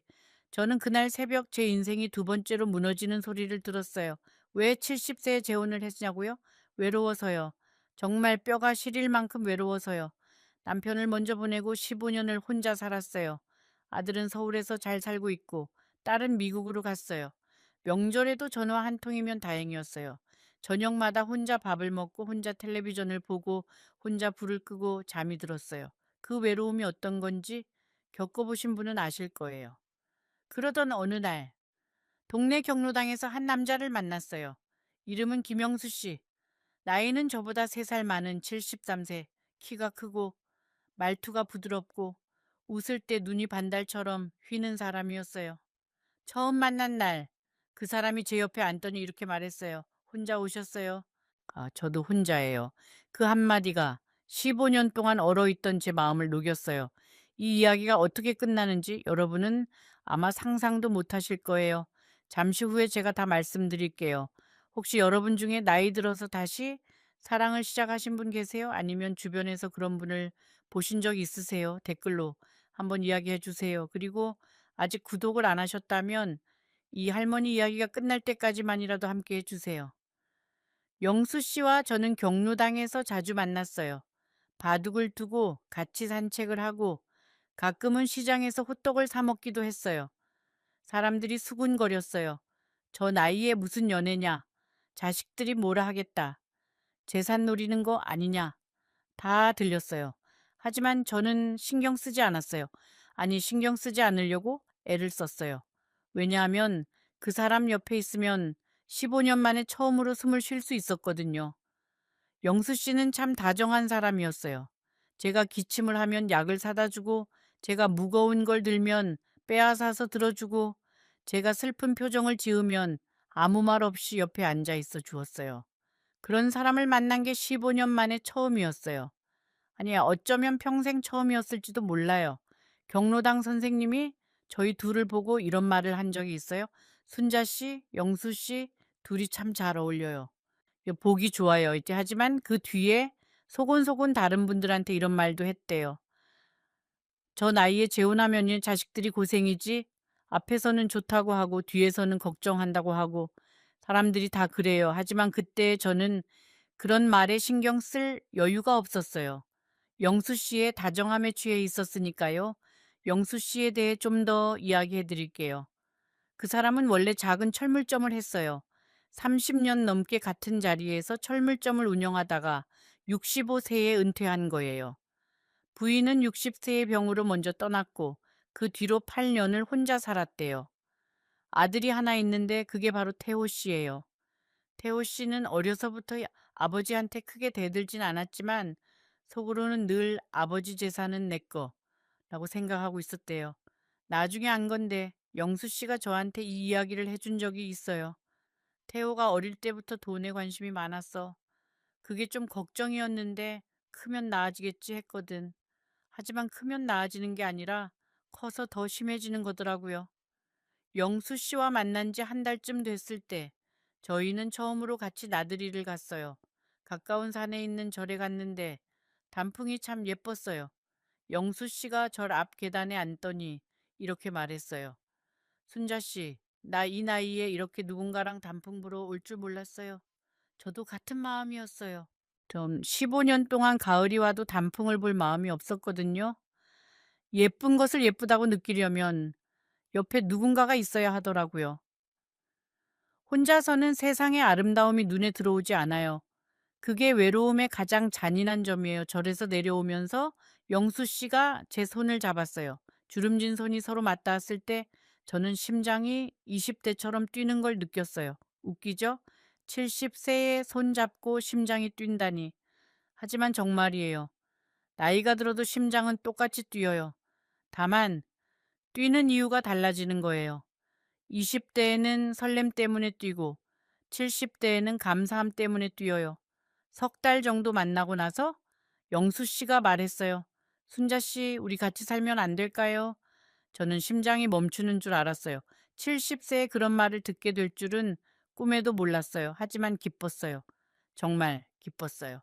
누군가가 저를 원한다는 것, 저와 함께 있고 싶다는 것, 그게 얼마나 큰 위로인지 모르실 거예요. 문제는 아이들이었어요. 아들한테 전화를 했어요. 엄마가 재혼을 생각하고 있다고. 전화기 너머로 긴 침묵이 흘렀어요. 그리고 아들이 말했어요. 엄마, 그 나이에 왜 그래요? 사람들이 뭐라고 하겠어요? 저는 속으로 생각했어요. 사람들이 뭐라고 하는 게 왜 내 걱정이야? 엄마가 행복한지는 안 궁금해? 하지만 그 말을 입 밖으로 내진 못했어요. 30년 동안 자식한테 서운한 말 한 번 못 해본 게 어머니예요. 딸한테도 말했어요. 딸은 더 심했어요. 엄마, 혹시 그 사람 재산 때문에 그러는 거 아니에요? 아님 그 사람이 엄마 재산 보고 접근한 거 아니고요?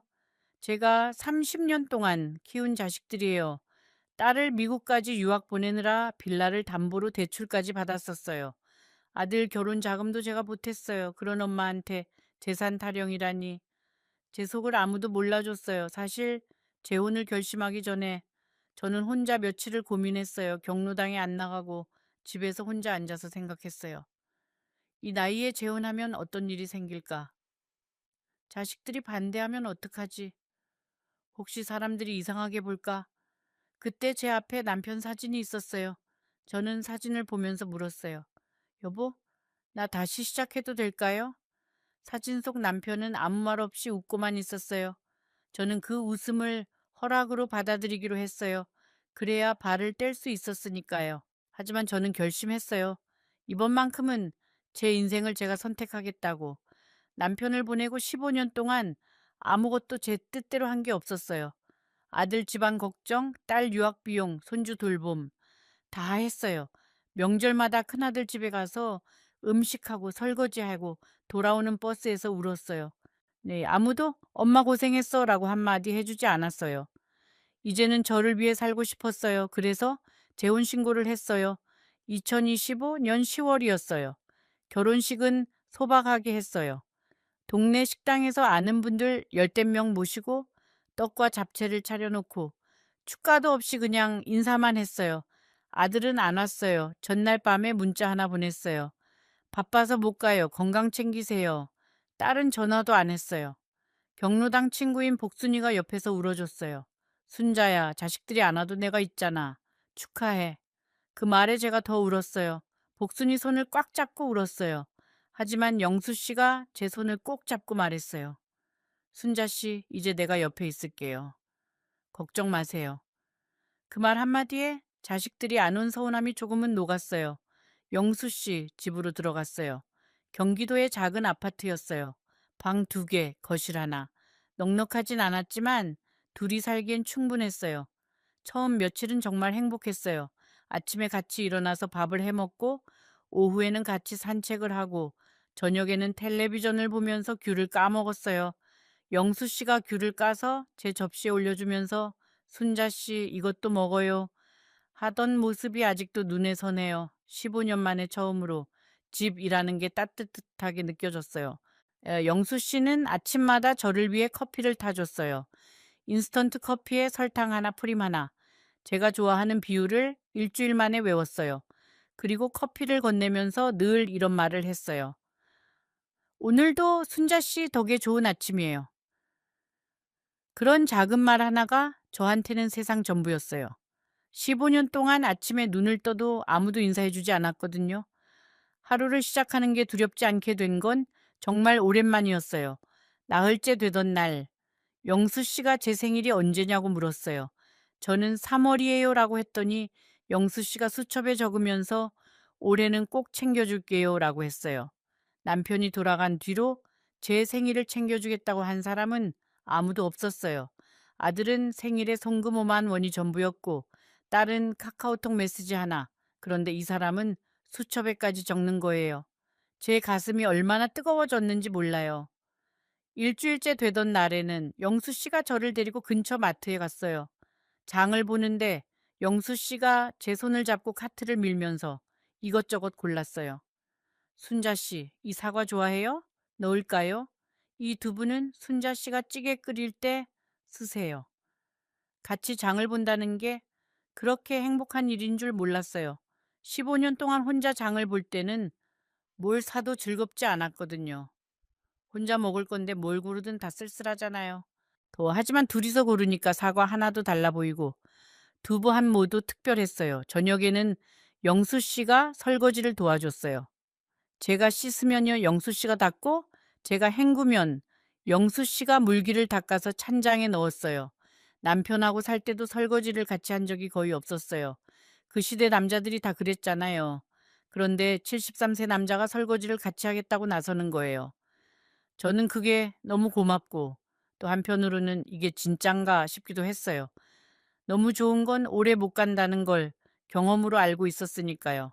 이웃에 사는 할머니 한 분이 저를 복도에서 만나서 말했어요. 새로 오신 분이시죠? 영수 씨 부인이세요? 저는 수줍게 네 라고 했어요. 부인이라는 말이 낯설면서도 따뜻했어요. 그 할머니가 웃으면서 말했어요. 영수 씨가 많이 밝아졌어요. 전에는 얼굴이 늘 어두웠는데 요즘은 보기 좋아요. 그 말을 듣고 저는 생각했어요. 아, 이 사람도 나처럼 외로웠구나. 나 때문에 밝아진 거구나. 그게 뿌듯했어요. 누군가의 삶을 밝게 해줄 수 있다는 것. 그것만으로도 이 결혼이 옳았다고 느꼈어요. 하지만 그 행복은 오래가지 못했어요. 그런데 일주일쯤 지나니까 이상한 일이 생기기 시작했어요. 영수 씨, 아들이 찾아왔어요. 이름은 김태호. 나이는 45. 처음 보는 자리에서 저한테 인사도 안 하고 영수 씨한테만 말했어요. 아버지, 이거 뭐 하는 거예요? 갑자기 결혼이요? 영수 씨가 내 인생이다 내가 결정한다고 했더니 태호 씨가 저를 힐끗 쳐다보면서 말했어요. 아버지 재산 노리고 온 거 아닙니까? 제가 그 자리에서 얼마나 부끄럽고 억울했는지 모르실 거예요. 저는 부엌에서 물을 떨면서 따르고 있었는데 손이 부들부들 떨려서 물이 반을 쏟았어요. 태호 씨는 그날 2시간을 있다가 갔는데 나가면서 저한테 한마디도 안 했어요. 마치 제가 거기 없는 것처럼. 영수 씨가 현관문을 닫고 돌아와서 말했어요. 순자 씨, 미안해요. 태호가 원래 좀 그래요. 원래 좀 그렇다는 말. 그게 위로가 되나요? 그건 앞으로도 그럴 거다라는 뜻인데. 태호 씨는 그 뒤로도 일주일에 2~3번씩 왔어요. 올 때마다 분위기가 험악해졌어요. 한 번은 이런 일이 있었어요. 태호 씨가 오후에 갑자기 와서 영수 씨가 없는 사이에 저한테 직접 말했어요. 할머니, 솔직히 여쭤볼게요. 할머니 재산이 얼마나 되세요? 저는 너무 놀라서 아무 말도 못했어요. 처음 만난 사람도 아니고 며칠 전에 인사도 안 한 사람이 갑자기 제 재산을 물어보다니. 저는 그건 왜 물어보시는 거예요? 라고만 했어요. 태호 씨가 말했어요. 그냥요. 이 서로 알아야 하는 거 아닙니까? 그 그냥이라는 말에 저는 이 사람의 속마음을 다 읽었어요.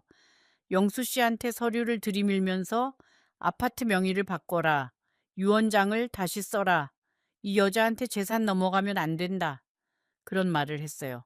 저는 부엌에서 그 말을 다 들었어요. 귀를 막고 싶었지만 손이 올라가지 않았어요. 설거지를 하면서 들었는데 그릇을 닦는 손이 멈춰버렸어요. 비눗물이 손목을 타고 흘러내리는 것도 모르고 그냥 서 있었어요. 영수 씨는 처음에는 제 편이었어요. 태호야, 순자 씨는 그런 사람 아니다. 내가 좋아서 같이 사는 거다. 하지만 아들이 올 때마다 영수 씨 얼굴이 조금씩 변했어요. 표정이 굳어지고 말이 줄어들고 저를 볼 때 눈빛이 달라졌어요. 처음에 반달처럼 휘던 그 눈이 점점 차가운 직선이 되어갔어요. 저는 이때 영수 씨한테 한번 진지하게 물어본 적이 있어요. 영수 씨. 태호 씨가 자꾸 그러는데 우리 어떻게 하면 좋겠어요? 영수 씨는 한참을 말이 없다가 이렇게만 말했어요. 시간이 지나면 괜찮아질 거예요. 시간이 지나면 그 말을 믿었어요. 아니, 믿고 싶었어요. 하지만 시간은 문제를 해결해 주지 않았어요. 오히려 시간이 지날수록 벽이 더 높아졌어요. 그 즈음에 한 가지 일이 더 있었어요. 영수 씨 동생, 그러니까 시동생 뻘 되는 분한테서 전화가 왔어요.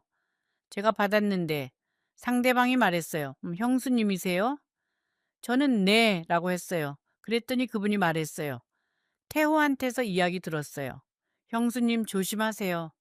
태호는 예전부터 형 재산에 관심이 많았어요.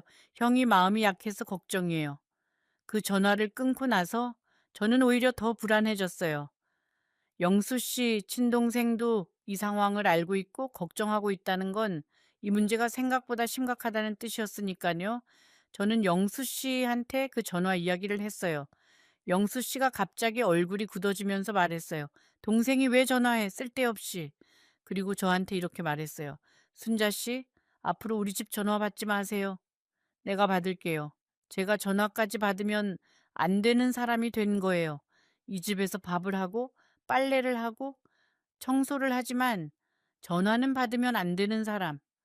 제가 여기서 뭔가 하나씩 빼앗기고 있다는 걸 그때 처음 느꼈어요. 한 달이 지나고 영수 씨가 달라지기 시작했어요. 아침에 제가 밥을 차리면 이거 왜 이렇게 짜? 하고 숟가락을 내려놓았어요. 전에는 제가 뭘 해도 맛있다고 했던 사람이에요. 된장찌개를 끓이면 간이 딱 맞아요 하던 사람이 같은 된장찌개를 먹고 이건 뭐야 하고 일어나 버리는 거예요. 요리가 변한 게 아니에요. 그 사람의 마음이 변한 거예요. 음식 맛이 아니라 저라는 사람이 갑자기 맛 없어진 거예요. 산책을 가자고 하면 오늘은 피곤해 하고 방에 들어가 버렸어요. 텔레비전도 혼자 보고 귤도 혼자 까먹었어요. 아침 커피도 더 이상 타주지 않았어요. 제가 커피를 타서 가져다 주면 마시기는 하는데 고맙다는 말이 없어졌어요. 저는 거실 한쪽에 앉아서 15년 전 혼자 살던 그 시간이 다시 돌아온 것 같았어요. 하루는 제가 영수 씨 방에 들어갔는데 영수 씨가 전화 통화를 하고 있었어요. 저를 보더니 급하게 전화를 끊었어요. 누구랑 통화했어요? 물었더니 태호라고만 했어요. 무슨 이야기를 했는지 안 물어봤어요. 물어봐도 대답 안 할 거라는 걸 알았으니까요. 하지만 그때부터 영수 씨가 전화를 받을 때면 방문을 닫기 시작했어요. 저와 영수 씨 사이에 문이 하나 생긴 거예요. 나무 문 하나가 마음의 문이 된 거예요. 그때부터 저는 불안해지기 시작했어요. 내가 뭘 잘못한 걸까? 내가 너무 나서는 걸까? 내가 여기 있으면 안 되는 걸까? 매일 밤 천장을 보면서 그 생각만 했어요. 옆에 사람이 누워 있는데 15년 혼자 있을 때보다 더 외로웠어요. 그 외로움은 설명할 수가 없어요. 같은 이불 안에 있는데 만리쯤 떨어져 있는 느낌. 그게 얼마나 무서운 건지. 혼자 있는 외로움은 익숙해지면 견딜 수 있어요. 하지만 둘이 있는데 느끼는 외로움은 견디기가 불가능해요. 2달째 되던 날 영수 씨 며느리가 왔어요. 태호 씨 아내인데 이름은 박수진 씨. 수진 씨는 들어오자마자 집 안을 둘러보더니 제가 정리해 놓은 거실을 보고 말했어요. 아이고, 여기 물건 많이 바뀌었네요. 할머니가 벌써 살림을 다 하시나 봐요. 그 말투에 담긴 뜻을 저는 바로 알았어요. 이 집 주인 행세를 하고 있다는 거였어요. 저는 거실에 제 물건이라곤 쿠션 하나밖에 가져온 게 없었어요. 하지만 수진 씨 눈에는 모든 것이 침범으로 보였나 봐요. 수진 씨는 부엌도 살펴봤어요. 냉장고를 열어보고 양념장을 확인하고 찬장을 열어봤어요. 마치 집을 감사하러 온 사람처럼요. 저는 옆에 서서 아무 말도 못하고 그걸 지켜봤어요. 수진 씨는 영수 씨 앞에서는 공손했어요. 하지만 영수 씨가 화장실에 간 사이 저한테 이렇게 말했어요. 할머니, 솔직히 말씀드릴게요. 우리 시아버지한테 아파트가 있고 적금이 있어요. 할머니가 여기 오신 이후로 저희 가족이 많이 불안해요. 할머니 의도가 뭔지 모르지만 우리 식구들이 마음 편하게 해주셨으면 좋겠어요. 저는 아무 말도 할 수 없었어요. 입이 열리지 않았어요. 제가 이 집에서 뭘 가져가겠다고 70년을 살아온 사람한테 그런 말을 하다니. 제가 평생 모은 건 작은 빌라 하나예요. 예, 그것도 대출 갚느라 고생했어요. 남의 재산을 탐낼 사람이 아니에요. 그날 밤 저는 처음으로 울었어요. 소리 없이 이불을 꽉 물고 울었어요. 영수 씨는 옆에서 코를 골며 자고 있었어요. 제 울음소리를 들었는지 못 들었는지 아무런 반응이 없었어요. 그게 더 아팠어요. 15년 전 남편이 떠났을 때도 이렇게 울었어요. 하지만 그때는 떠난 사람이 잘못이 아니었어요. 병이 데려간 거니까. 하지만 지금은 달라요. 옆에 있으면서 모른 척하는 건 떠난 것보다 더 잔인한 거예요. 그 뒤로 상황은 더 나빠졌어요. 태호 씨가 변호사를 데리고 왔어요. 거실 탁자에 서류를 펼쳐놓고 영수 씨한테 말했어요. 아버지, 이 서류에 사인하세요. 아파트 명의를 제 이름으로 바꾸는 거예요. 만약에 무슨 일이 생기면 이 여자한테 다 넘어가요. 이 여자라고 했어요. 제 이름도 아니고 이 여자라고. 변호사는 무표정하게 서류를 설명했어요. 전문 용어를 써가면서. 저는 부엌에서 물을 따르다가 컵을 놓쳤어요. 바닥에 떨어진 컵처럼 제 마음도 산산이 깨졌어요. 영수 씨는 서류를 한참 보다가 저를 한번 쳐다봤어요. 그 눈빛을 저는 잊을 수가 없어요. 미안함도 있었고 두려움도 있었고 하지만 결국에는 체념이 있었어요. 아들과 아내 사이에서 영수 씨는 아들을 택한 거예요. 아니, 아들을 택한 게 아니라 아들한테 진 거예요. 영수 씨가 그 서류에 사인을 했어요. 저한테 한마디 상의도 없이. 제가 옆방에 있는데 문도 닫지 않고 태호 씨와 변호사가 나가면서 저를 스치듯 지나갔어요. 태호 씨가 현관에서 뒤돌아보며 말했어요. 할머니, 이제 편하시죠? 그 말이 무슨 뜻인지 저는 정확하게 알았어요. 이 집에서 가져갈 게 없으니 이제 갈 때가 됐다는 뜻이었어요. 곧 여러분은 제가 그 새벽에 왜 가방을 들고 현관 앞에 서 있었는지 알게 될 거예요. 사인을 한 그날부터 영수 씨는 완전히 변했어요. 전에는 차갑기만 했다면 이제는 대놓고 저를 무시했어요. 제가 말을 걸면 대답을 안 했어요. 제가 밥을 차리면 혼자 먹고 그릇을 치우지도 않았어요. 제가 영수 씨, 우리 이야기 좀 해요라고 하면 뭘 이야기해? 피곤해라고만 했어요. 한 번은 저녁에 제가 영수 씨 앞에 앉아서 말했어요. 영수 씨, 제가 뭘 잘못한 게 있으면 말해주세요. 고칠 수 있는 건 고칠게요.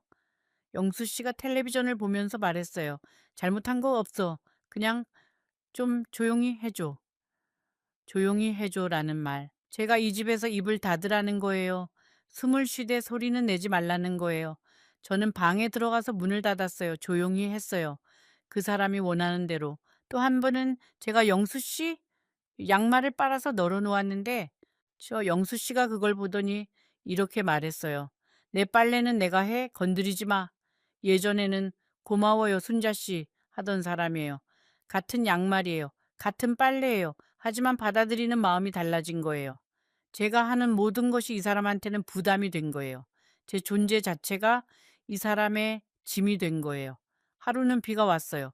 저는 베란다에서 빗소리를 듣고 있었는데 영수 씨가 방에서 나와서 거실을 지나가다가 저를 봤어요. 잠깐, 아주 잠깐 눈이 마주쳤어요. 그 눈에 뭔가 있었어요. 미안함인지 그리움인지 아니면 후회인지 하지만 금방 고개를 돌려버렸어요. 그리고 방에 들어가서 문을 닫았어요. 저는 그 찰나의 눈빛을 잡고 싶었어요.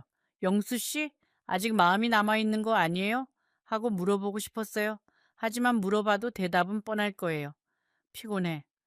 그 두 글자가 이제 영수 씨의 유일한 언어였어요.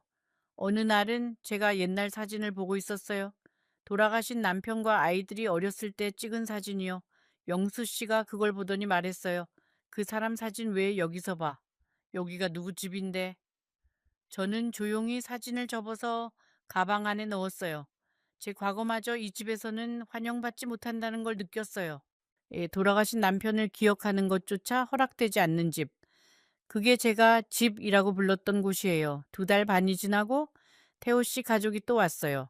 이번에는 수진 씨, 태호 씨, 그리고 그 사이에 딸까지.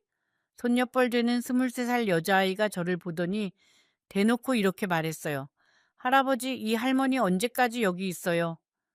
23살짜리한테 그 말을 들었을 때 저는 제 존재 자체가 이 집에서 짐이 되었다는 걸 확실히 깨달았어요. 수진 씨는 딸을 나무라지도 않았어요. 태호 씨도 아무 말 안 했어요. 영수 씨는 고개를 돌렸어요. 그 손녀뻘 되는 아이가 나가면서 현관에서 운동화를 신는데 영수 씨 슬리퍼를 발로 옆으로 밀어내면서 제 신발도 치웠어요. 신발장에 제 신발이 놓인 것도 눈에 거슬렸나 봐요. 작은 일이에요. 신발 하나 밀어낸 거.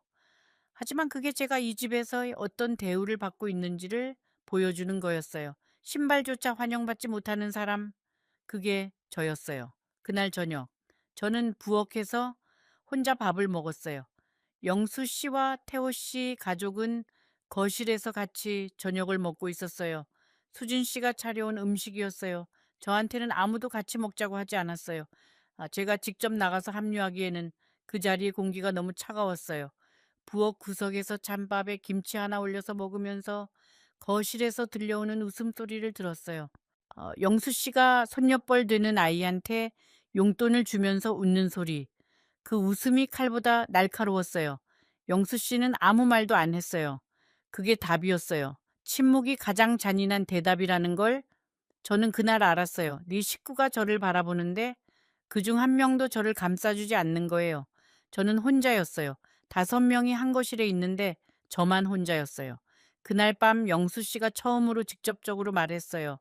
순자 씨, 우리 좀 정리합시다. 정리라는 말이 70세 노인의 가슴에 얼마나 깊이 박히는 줄 아세요? 30대의 이별과는 달라요. 70세의 이별은 다음이 없다는 걸 아는 이별이에요. 저는 물었어요. 내가 뭘 잘못했어요? 영수 씨는 한참을 말이 없다가 이렇게 말했어요. 잘못한 건 없어. 그냥 아들이 힘들어해서, 아들이 힘들어해서 그 한마디가 전부였어요. 제 3달 동안의 인내와 눈물과 노력이 아들이 힘들어해서라는 6글자로 끝난 거예요. 저는 그날 밤 잠을 못 잤어요. 천장을 보면서 생각했어요. 내가 왜 여기 왔을까? 내가 뭘 바란 걸까? 사랑이라는 게 원래 이렇게 쉽게 끝나는 걸까? 아니, 사랑이 끝난 게 아니었어요. 처음부터 사랑이 아니었는지도 몰라요. 영수 씨가 저를 좋아한 게 아니라 외로움이 싫었던 건지도 몰라요. 하지만 그건 저도 마찬가지였으니까 누구를 탓할 수 있겠어요. 3달이 되던 2026년 1월의 어느 날이었어요. 새벽 4시에 영수 씨가 저를 깨웠어요. 순자 씨, 태호가 아침에 온대. 그 전에 짐을 좀 싸놓으면 좋겠어. 그게 전부였어요. 짐을 좀 싸놓으면 좋겠어. 15년의 외로움 끝에 찾은 동반자가 새벽 4시에 제게 한 말이 그거였어요. 저는 그 말을 듣고 한참 동안 이불 속에 누워 있었어요. 움직일 수가 없었어요. 몸이 천근처럼 무거웠어요. 하지만 가야 한다는 걸 알았어요. 저는 아무 말 없이 일어났어요. 옷 몇 벌, 세면도구, 돌아가신 남편 사진, 작은 성경책 하나. 그게 제 짐의 전부였어요. 석 달 동안 이 집에서 산 흔적이 작은 가방 하나에 다 들어갔어요. 그게 얼마나 서글픈 일인지. 70년을 살아온 사람의 흔적이 가방 하나라니. 짐을 싸면서 부엌을 한번 둘러봤어요. 제가 매일 밥을 해먹던 가스레인지, 설거지하던 싱크대, 양념장이 놓인 선반. 석 달 동안 이곳이 제 부엌이었는데 결국 한 번도 제 부엌이었던 적이 없었어요. 새벽 5시에 현관문 앞에 섰어요. 영수 씨가 뒤에서 말했어요. 택시비는 줄게. 저는 뒤돌아보지 않았어요. 뒤돌아보면 울 것 같아서. 아니, 뒤돌아보면 그 사람의 얼굴에서 미안함을 찾고 싶어질까 봐. 미안함이 없는 얼굴을 보는 게 차라리 안 보는 것보다 더 아플 테니까요. 됐어요. 그게 제가 그 집에서 한 마지막 말이었어요. 택시를 타고 저는 제가 원래 살던 동네로 갔어요. 재혼하면서 제 작은 빌라를 전세 놓았는데 세입자가 아직 계약 기간이 남아 있었어요. 들어갈 집이 없었어요. 70세의 새벽에 쫓겨나서 갈 곳이 없는 거예요. 택시 기사가 뒤를 돌아보면서 물었어요. 어머니 어디로 모실까요? 저는 대답을 못했어요. 갈 곳을 모르니까. 잠깐만요, 잠깐만요 하면서 전화기를 꺼냈어요. 아들한테 전화를 했어요. 새벽 6시에 벨이 6번 울리고 나서야 받았어요. 엄마, 왜 이 시간에 전화해요? 아들아, 엄마 갈 데가 없다. 전화기 너머로 한숨 소리가 들렸어요. 그리고 이렇게 말했어요. 엄마, 내가 뭐라고 했어요? 재혼하지 말라고 했잖아요. 그 순간 저는 전화기를 떨어뜨릴 뻔했어요. 제가 필요한 건 그것 봐라가 아니라 엄마 이리 와였어요. 택시 기사가 룸미러로 저를 보면서 휴지를 건네줬어요. 모르는 사람의 작은 배려가 아들의 한마디보다 따뜻할 때가 있어요. 결국 아들이 근처 모텔을 잡아줬어요. 직접 온 게 아니라 카카오톡으로 주소를 보내줬어요. 거기서 며칠 있어요. 이번 주 바빠서 못 가요. 택시 기사한테 모텔 주소를 알려주면서 저는 생각했어요. 아들이 이 모텔을 어떻게 알았을까? 아마 검색해서 가장 싼 곳을 골랐겠지. 모텔 앞에 내려서 간판을 올려다봤어요. 넌사인 글자 하나가 깜빡거리고 있었어요. 마치 제 인생처럼 불안정하게. 저는 모텔 방에 앉아서 형광등 불빛 아래에서 가방을 풀었어요. 옷 몇 벌, 세면도구, 남편 사진, 성경책. 그걸 침대 위에 하나씩 올려놓으면서 제 인생이 정말 이것뿐인가 싶었어요. 모텔 방은 좁고 차가웠어요. 난방이 잘 안 되는지 이불을 2겹으로 덮어도 추웠어요. 벽에서 곰팡이 냄새가 났어요. 텔레비전을 켰는데 아침 뉴스에서 누군가가 환하게 웃고 있었어요. 그 웃음이 너무 낯설었어요. 세상이 이렇게 평범하게 돌아가고 있다는 게 믿기지 않았어요. 제 세상은 무너졌는데 첫날 밤에는 잠이 전혀 안 왔어요. 모텔 벽이 너무 얇아서 옆방에서 사람 소리가 다 들렸어요. 누군가 웃는 소리, 텔레비전 소리, 저만 이렇게 비참한 것 같았어요. 세상 모든 사람은 다 제자리가 있는데 저만 떠돌고 있는 것 같았어요. 새벽 3시쯤에 화장실에 갔는데 거울에 비친 제 얼굴을 보고 깜짝 놀랐어요.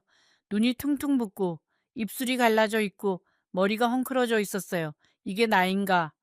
거울 속에 그 사람이 저라는 게 믿기지 않았어요. 둘째 날에는 배가 좀 고파서 모텔 근처 편의점에 갔어요. 삼각김밥 하나와 우유 하나를 샀어요.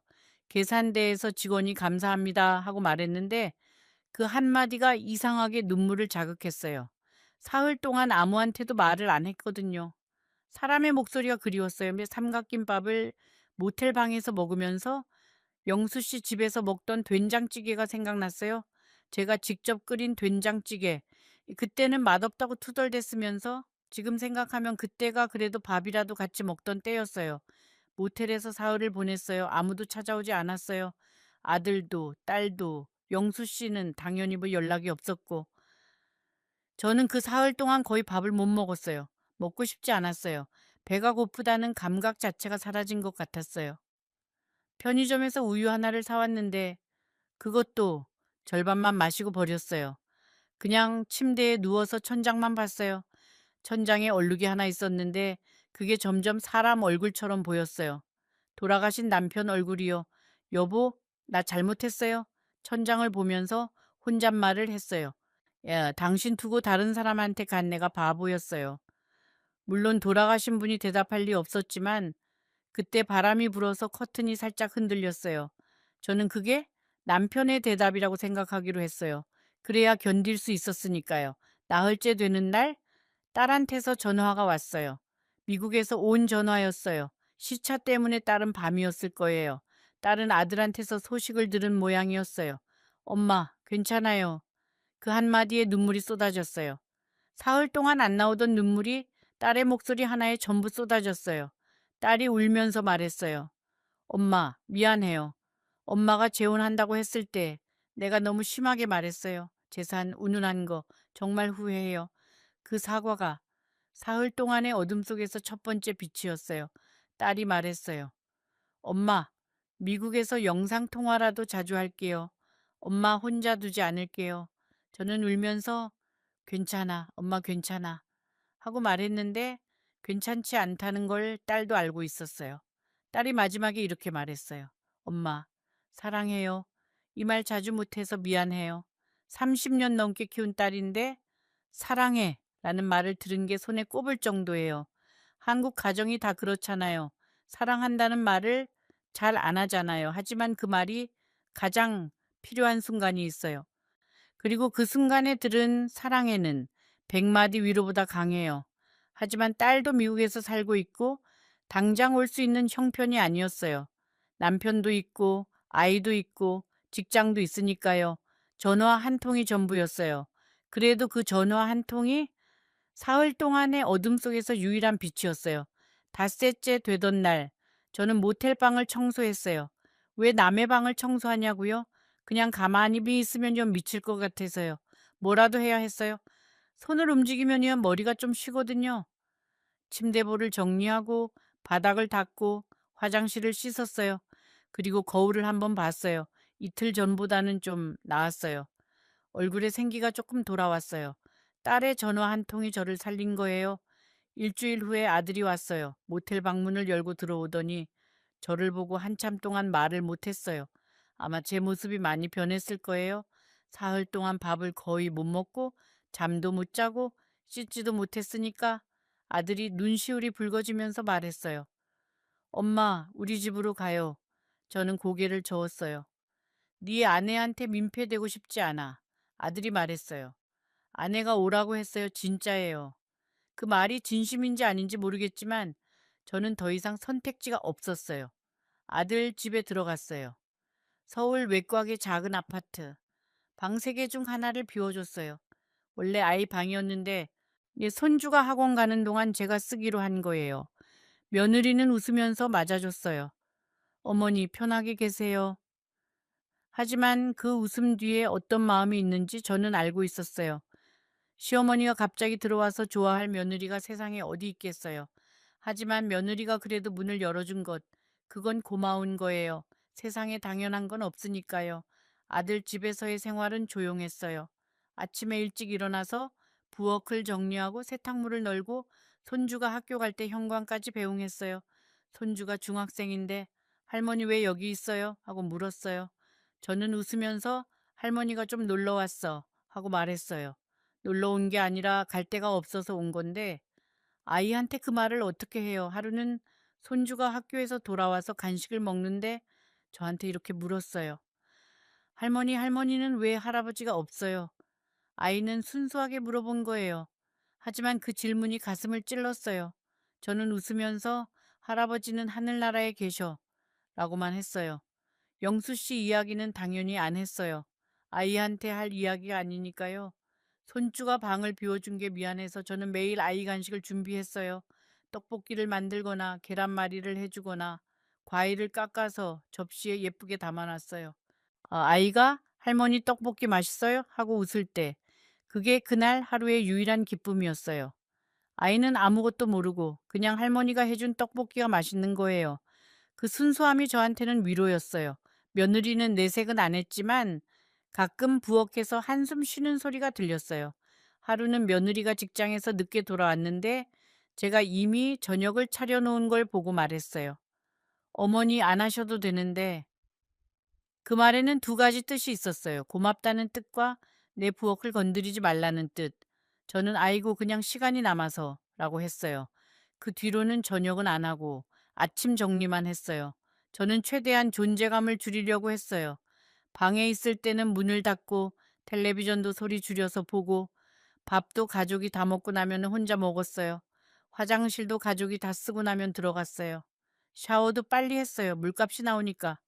70세의 아들 집에서 눈치를 보며 사는 게 이렇게 비참한 건지 몰랐어요. 어느 날 밤 며느리와 아들이 거실에서 이야기하는 소리가 들렸어요. 저는 방에 있었는데 벽이 얇아서 다 들렸어요. 며느리가 말했어요. 여보, 어머니 언제까지 계실 거예요?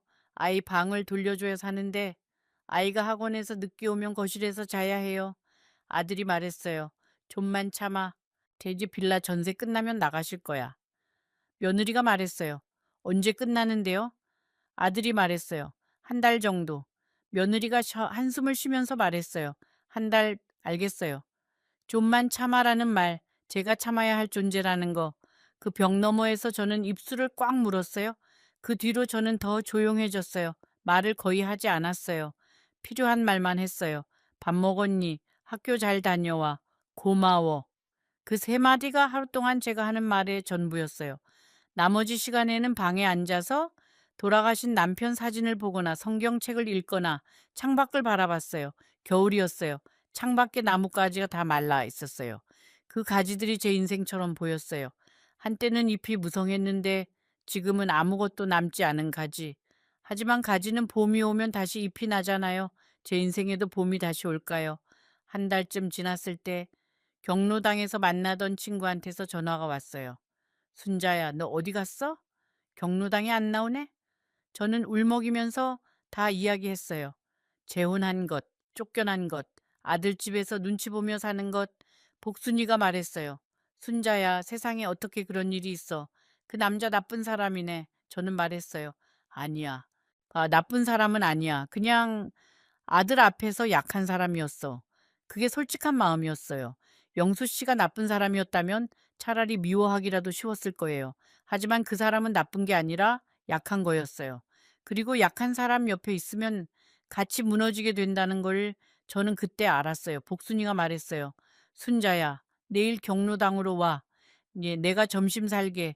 그 한마디가 제가 다시 밖으로 나올 수 있게 해준 거예요. 사람을 살리는 건 거창한 게 아니에요. 내일 만나자라는 한마디가 사람을 살려요. 다음 날 경로당에 갔어요. 석 달 만이었어요. 문을 열고 들어가니까 익숙한 바둑판 소리가 들렸어요. 할아버지들이 바둑을 두고 있고 할머니들이 테이블에 앉아서 이야기를 하고 있었어요.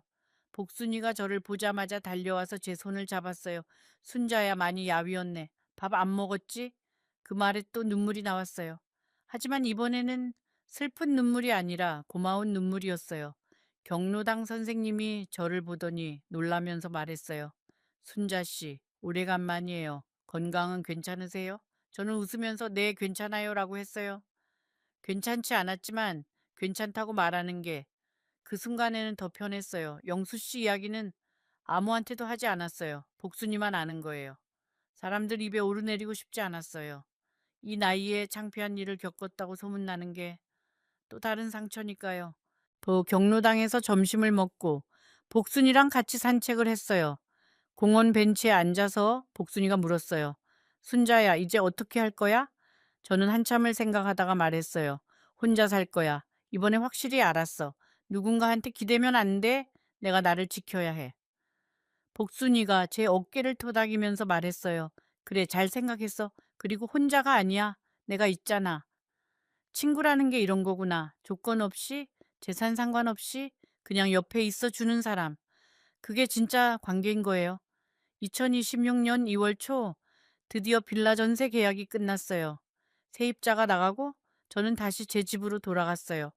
작은 빌라, 방 하나, 부엌 하나, 화장실 하나, 15년 동안 살던 곳이에요.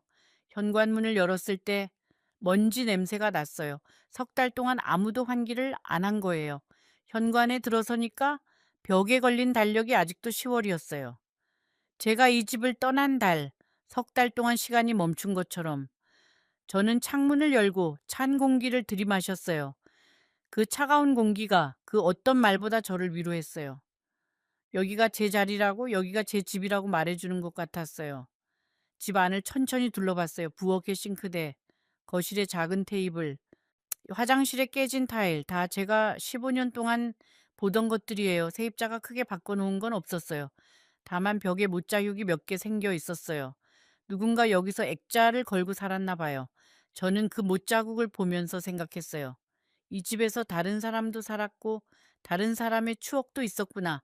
하지만 이제 다시 제 차례예요. 방바닥에 앉았어요. 차가웠어요. 보일러를 아직 안 켰으니까. 하지만 그 차가움이 싫지 않았어요. 이 차가움은 제 것이니까요. 누구의 눈치도 안 보는 차가움이니까요. 보일러를 켜고 물이 데워지는 소리를 들으면서 저는 처음으로 한숨을 내쉬었어요. 석 달 동안 참고 있던 한숨이 드디어 나온 거예요. 짐을 풀었어요. 옷 몇 벌, 세면도구, 남편 사진, 성경책, 남편 사진을 서랍장 위에 올려놓았어요. 예전에 있던 자리 그대로요. 여보, 나 돌아왔어요. 사진 속 남편이 웃고 있었어요. 30대 때 찍은 사진인데 아이들을 무등 태우고 웃고 있는 모습이에요. 그때가 제 인생에서 가장 행복했던 때였어요. 돈은 없었지만 함께하는 사람이 있었으니까요. 저는 그날 밤 오랜만에 혼자 밥을 해 먹었어요.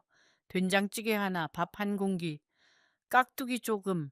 저 혼자 먹는 밥이 다시 시작된 거예요. 하지만 이번에는 달랐어요. 석 달 전의 외로움과는 달랐어요. 석 달 전에는 누군가가 필요하다고 느꼈는데 지금은 나 자신이 필요하다고 느꼈어요. 누군가의 아내도 아니고 누군가의 짐도 아니고 그냥 순자, 70세의 순자. 그것만으로 충분하다는 걸 이 쓰라린 석 달이 가르쳐 준 거예요. 영수 씨한테서 연락이 온 건 집에 돌아오고 이틀 뒤였어요. 카카오톡 메시지가 하나 왔어요. 순자 씨, 미안해요. 딱 그 한 줄이었어요. 저는 한참을 그 메시지를 보다가 답장을 치다가 지우고 치다가 지우고 결국 아무것도 보내지 않았어요. 미안하다는 말이 석 달의 상처를 지워줄 수는 없었어요. 하지만 미워하지도 않았어요. 그냥 끝난 거예요. 어떤 관계는 끝내는 것보다 끝났다는 걸 받아들이는 게 더 어렵더라고요. 며칠 후 동사무소에 혼인 취소 서류를 넣었어요. 직원이 저를 보더니 물었어요. 사유를 적어주세요. 저는 펜을 들고 한참을 생각하다가 이렇게 적었어요. 성격 차이, 성격 차이. 세상의 모든 이별을 가장 짧게 요약하는 말. 하지만 그 두 글자 뒤에는 새벽에 쫓겨난 밤과 모텔에서 보낸 사흘과 아들 집에서의 눈치와 천장의 얼룩이 전부 들어 있었어요. 그 서류를 내고 동사무소를 나오면서 저는 하늘을 올려다봤어요. 2월의 하늘이 맑았어요. 바람이 차가웠지만 햇살은 따뜻했어요.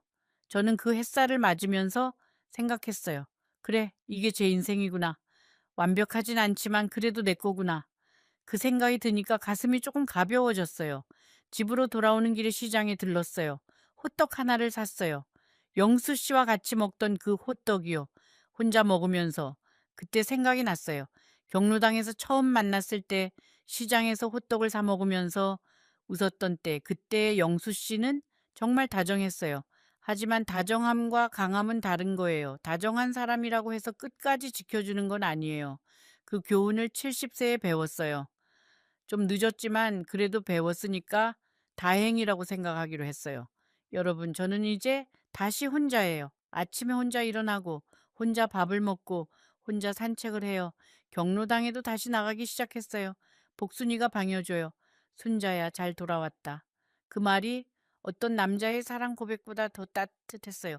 가끔 밤에 외로울 때가 있어요. 그건 사실이에요. 부정하지 않을 거예요. 하지만 외로움이 나를 잡아먹게 두지는 않을 거예요. 네, 석 달 전에는 외로움 때문에 판단을 잘못했어요. 외로움을 피하려다가 더 큰 상처를 받았어요. 이제는 알아요. 외로움은 피하는 게 아니라 안고 가는 거라는 걸. 아들한테는 고마워요.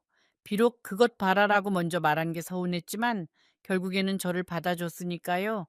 며느리한테도 고마워요. 불편했을 텐데 내색 안 하고 함께 해줬으니까요. 딸한테도 고마워요. 멀리서 전화 한 통이라도 해줬으니까요. 고마운 마음과 서운한 마음이 동시에 있을 수 있다는 것도 이 나이에 알았어요. 영수 씨를 미워하냐고요? 아니요, 미워하지 않아요. 그 사람도 외로웠던 거예요, 저처럼. 다만 그 사람은 외로움보다 아들이 더 무서웠던 거예요. 부모가 자식 앞에서 작아지는 건 사랑 때문이에요. 하지만 사랑 때문에 다른 사람을 내보내는 건 용기가 없는 거예요. 그 차이를 영수 씨는 모른 채로 살겠죠. 하지만 저는 그 사람을 용서해요. 용서하는 게 제 마음이 편해지는 길이니까요. 여러분 70세에 재혼한 게 후회되냐고요? 솔직히 말할게요. 후회해요. 하지만 후회와 교훈은 다른 거예요. 후회는 하지 말 걸이라고 하는 거고 교훈은 덕분에 알게 됐다라고 하는 거예요. 저는 이 석 달 덕분에 알게 됐어요. 사람이 가장 필요한 건 누군가의 사랑이 아니라 자기 자신을 지킬 수 있는 힘이라는 걸. 누군가에게 기대면 편하지만 그 사람이 물러나면 쓰러져요.